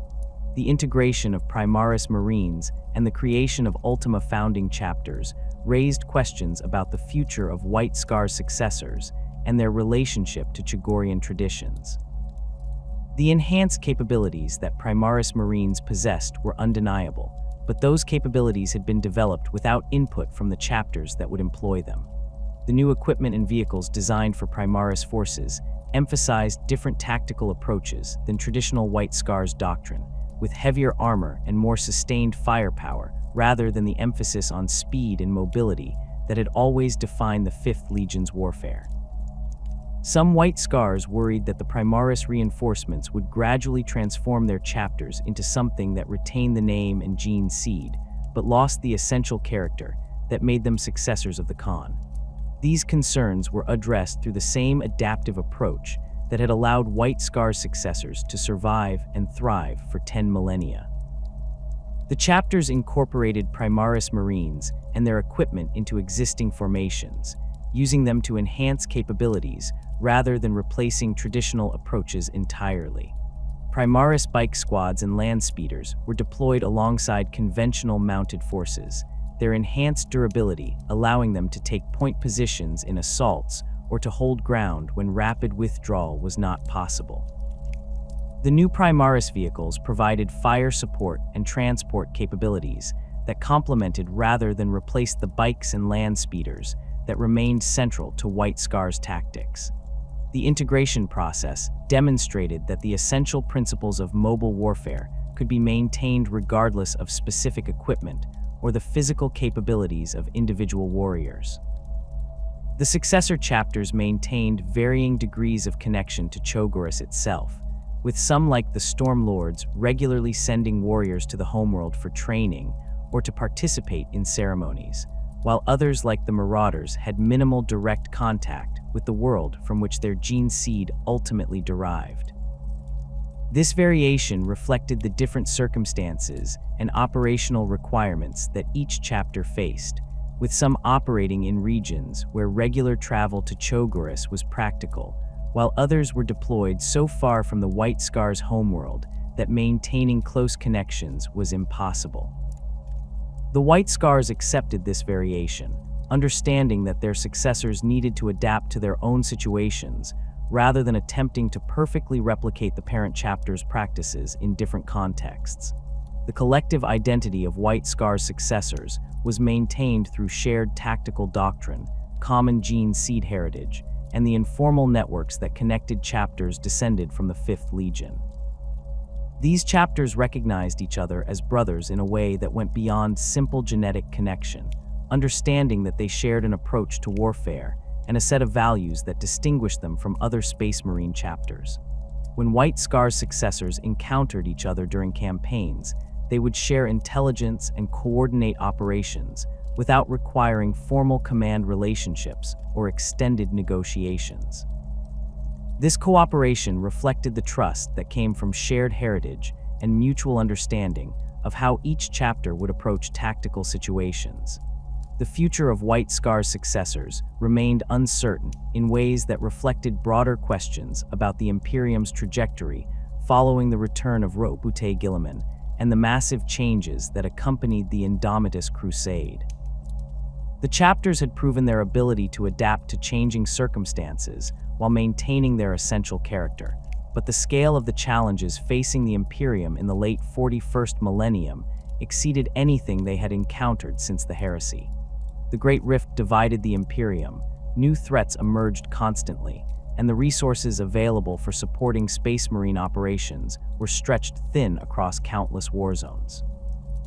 White Scar's successors continued to operate according to the principles established by their Primarch, hunting the Emperor's enemies across the galaxy and maintaining the traditions that connected them to their heritage, understanding that their role in the Imperium's defense remained as vital as it had been when Jaghatai Khan first led the 5th Legion into battle 10,000 years before.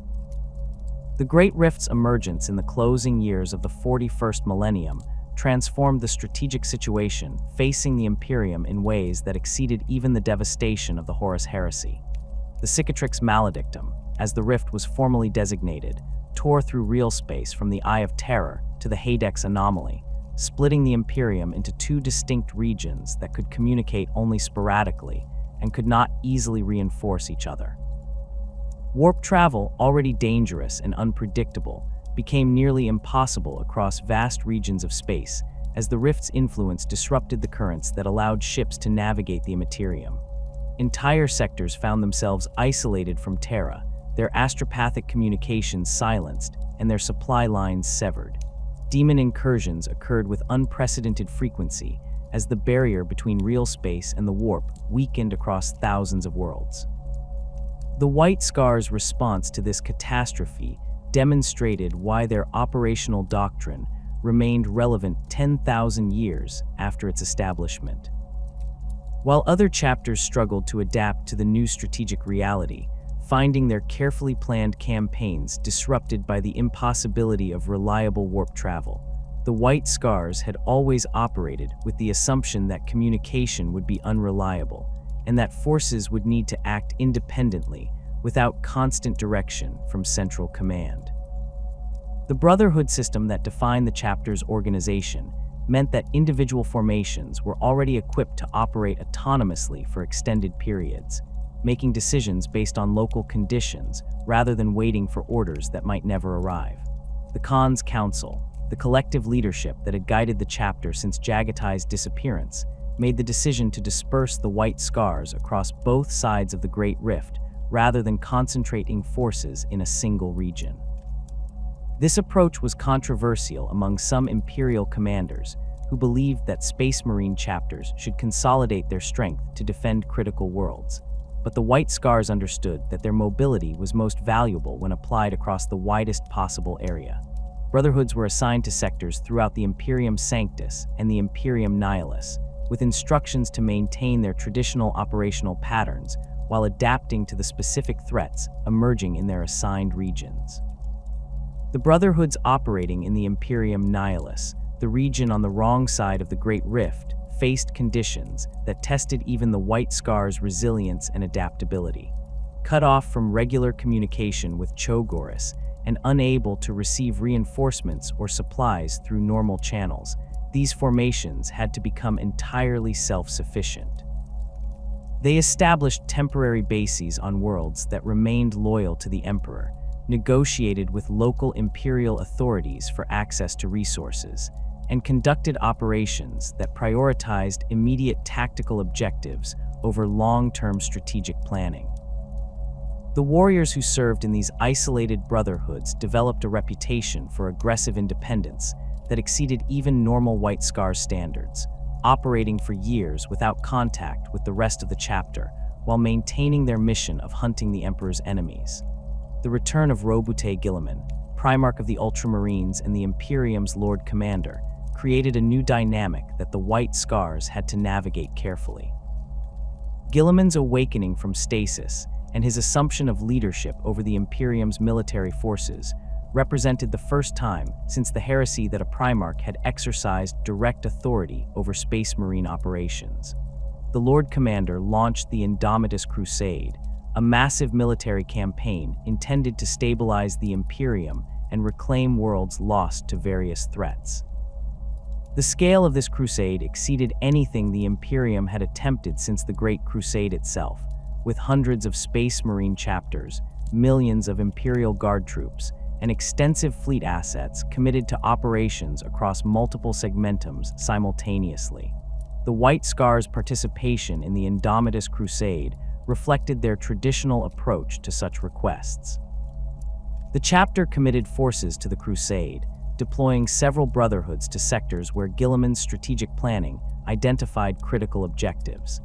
These White Scars formations operated under the overall strategic direction of the Crusade's command structure, but maintained their tactical independence, refusing to be integrated into combined arms formations, where their mobility would be wasted in static operations.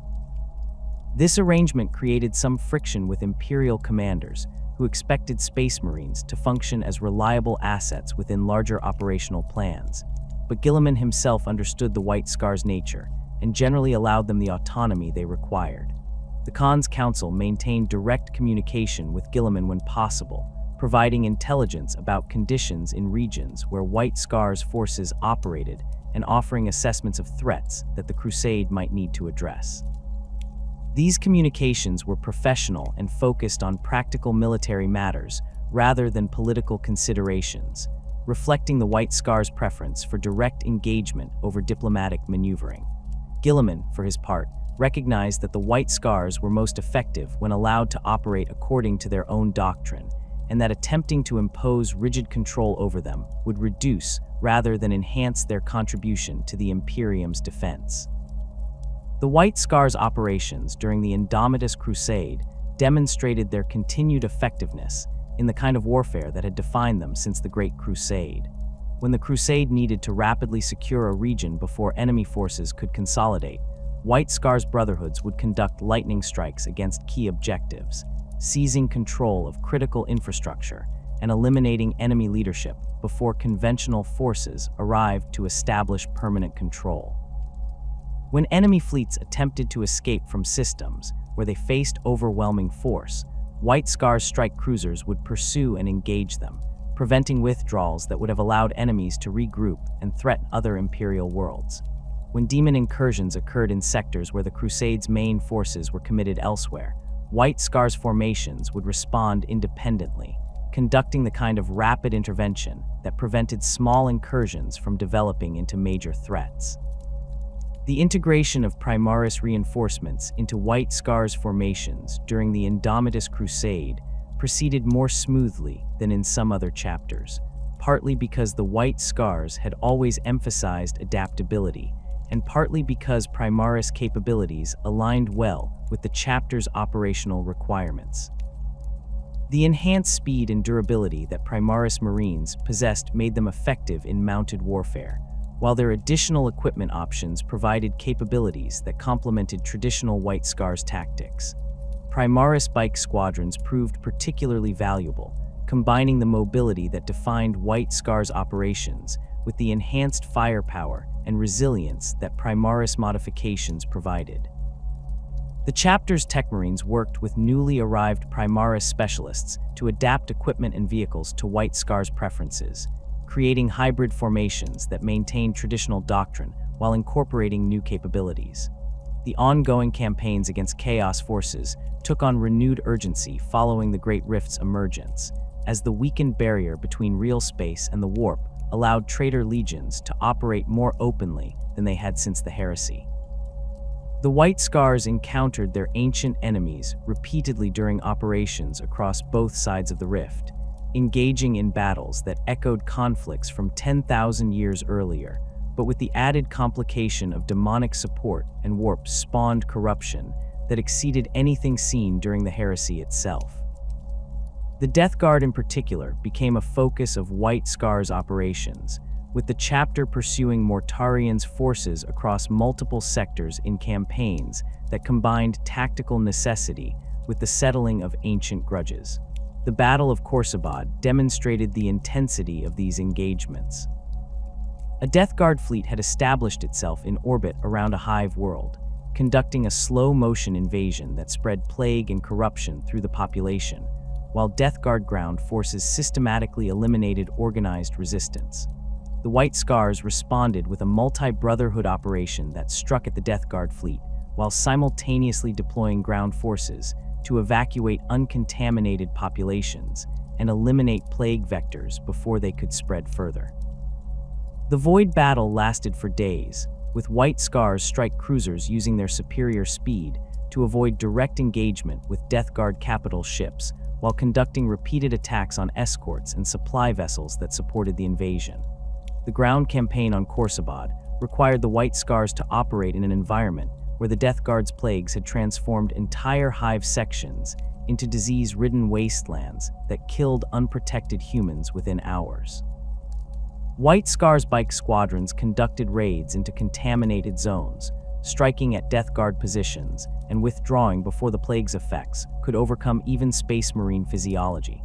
The chapter's apothecaries worked constantly to treat warriors who had been exposed to the various diseases that the Death Guard employed, using a combination of imperial medical technology and treatments based on Chogorian shamanic practices to counter infections that conventional methods could not address.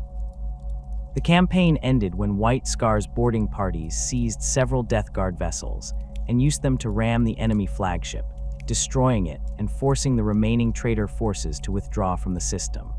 The pursuit of Death Guard forces became a pattern that repeated across multiple sectors, with White Scar's formations tracking Mortarian's legion through regions where their plague fleets conducted their slow devastation of imperial worlds.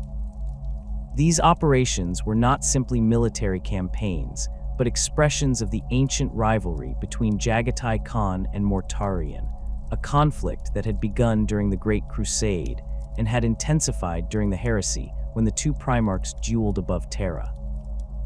The White Scars understood that they could not permanently defeat the Death Guard, who could retreat into the warp and rebuild their strength in ways that Loyalist forces could not counter, but they could disrupt Death Guard operations and prevent them from establishing permanent footholds in Imperial space.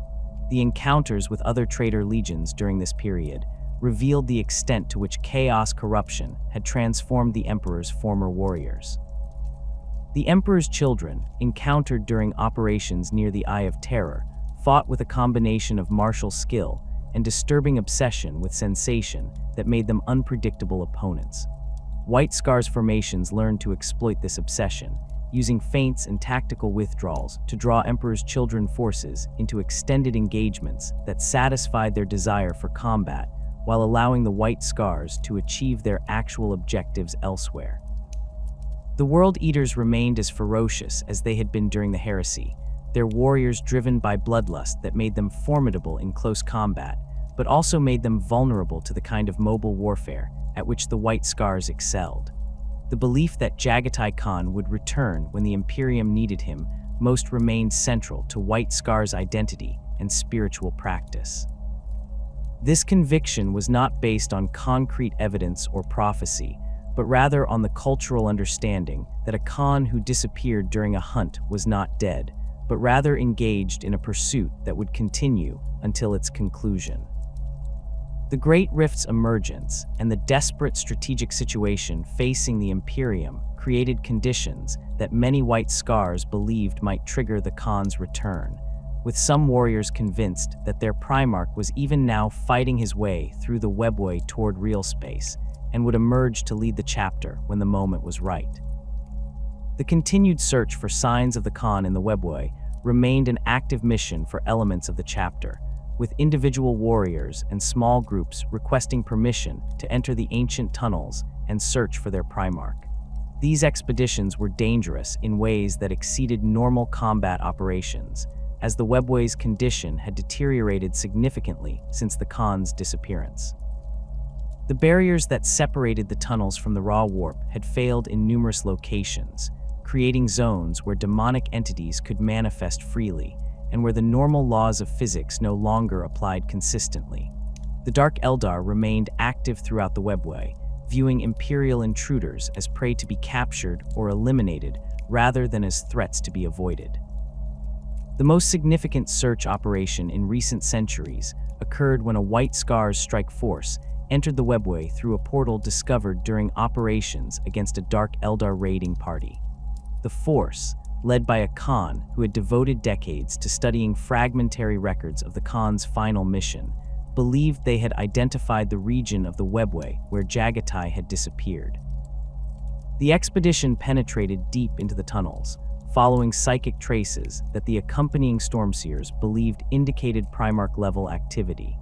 The force encountered extensive evidence of recent combat, destroyed Dark Eldar vehicles, sections of tunnel that showed signs of massive energy discharges, and locations where the webway's structure had been damaged in ways that suggested extraordinarily powerful combatants had fought there. The expedition never found definitive proof of the Khan's current location or status, but they recovered artifacts that suggested he had been active in the webway within the last century rather than having died millennia ago. These artifacts included a damaged power sword of Chogorian manufacture that bore markings associated with the Khan's personal equipment and sections of ceramite armor that gene testing confirmed came from a Primarch. The discovery renewed hope within the chapter that Jaghatai remained alive and active, though it also raised questions about why he had not returned to the Imperium despite the desperate circumstances that now prevailed. The Stormseers offered various interpretations of this evidence, with some suggesting that the Khan was engaged in a mission that he could not abandon even to save the Imperium, while others believed he was trapped in regions of the webway from which escape was impossible without external assistance.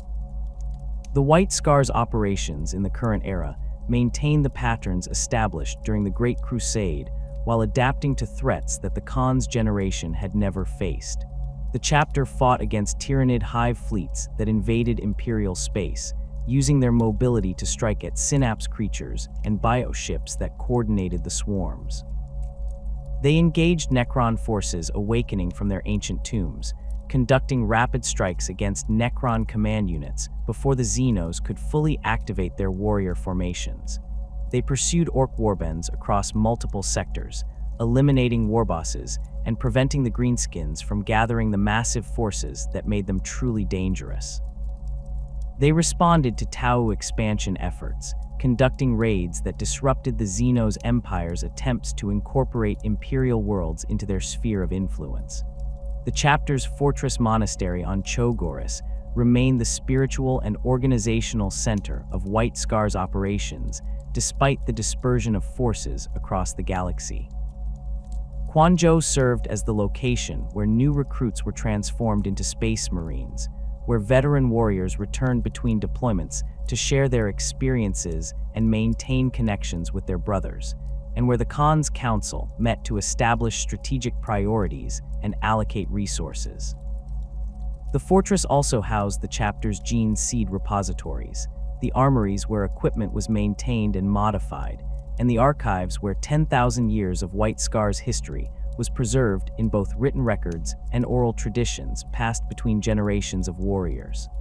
The chapter's relationship with their successor chapters remained strong despite the challenges of maintaining communication across a divided Imperium.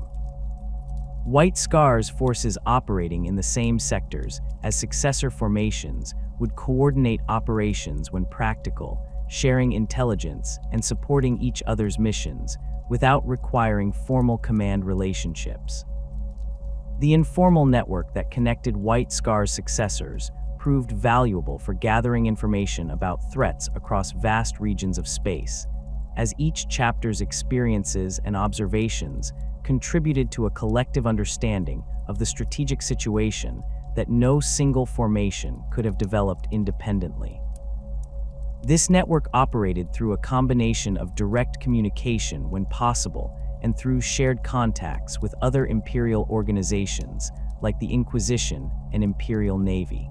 The White Scar's approach to the current era's challenges reflected the lessons that 10,000 years of warfare had taught the chapter. They understood that the Imperium faced threats that could not be defeated through conventional military means, that the strategic situation would continue to deteriorate regardless of individual tactical victories, and that their role was not to save the Imperium single-handedly, but rather to buy time and preserve what could be preserved, while maintaining hope that solutions might emerge. This realistic assessment of the situation did not lead to despair or fatalism, but rather to a renewed commitment to the hunt that had always defined the chapter's purpose. The White Scars continued to ride forth from Chogoris and their scattered bases throughout the Imperium, their bikes carrying them into battles across 1,000 worlds. They struck at the Emperor's enemies with the same speed and precision that had characterized their warfare since Jaghatai Khan first taught his legion to fight like the horsemen of the steppes. They maintained their traditions and their identity despite the passage of millennia and the changes that had transformed the Imperium around them. They searched for their Primarch in the depths of the webway, while simultaneously prosecuting campaigns against threats that required their immediate attention.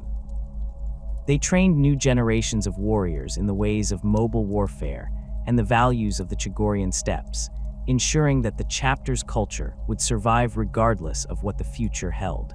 The belief that the Khan would return remained unshaken among the chapter's warriors, a conviction that sustained them through the darkest moments of the current era.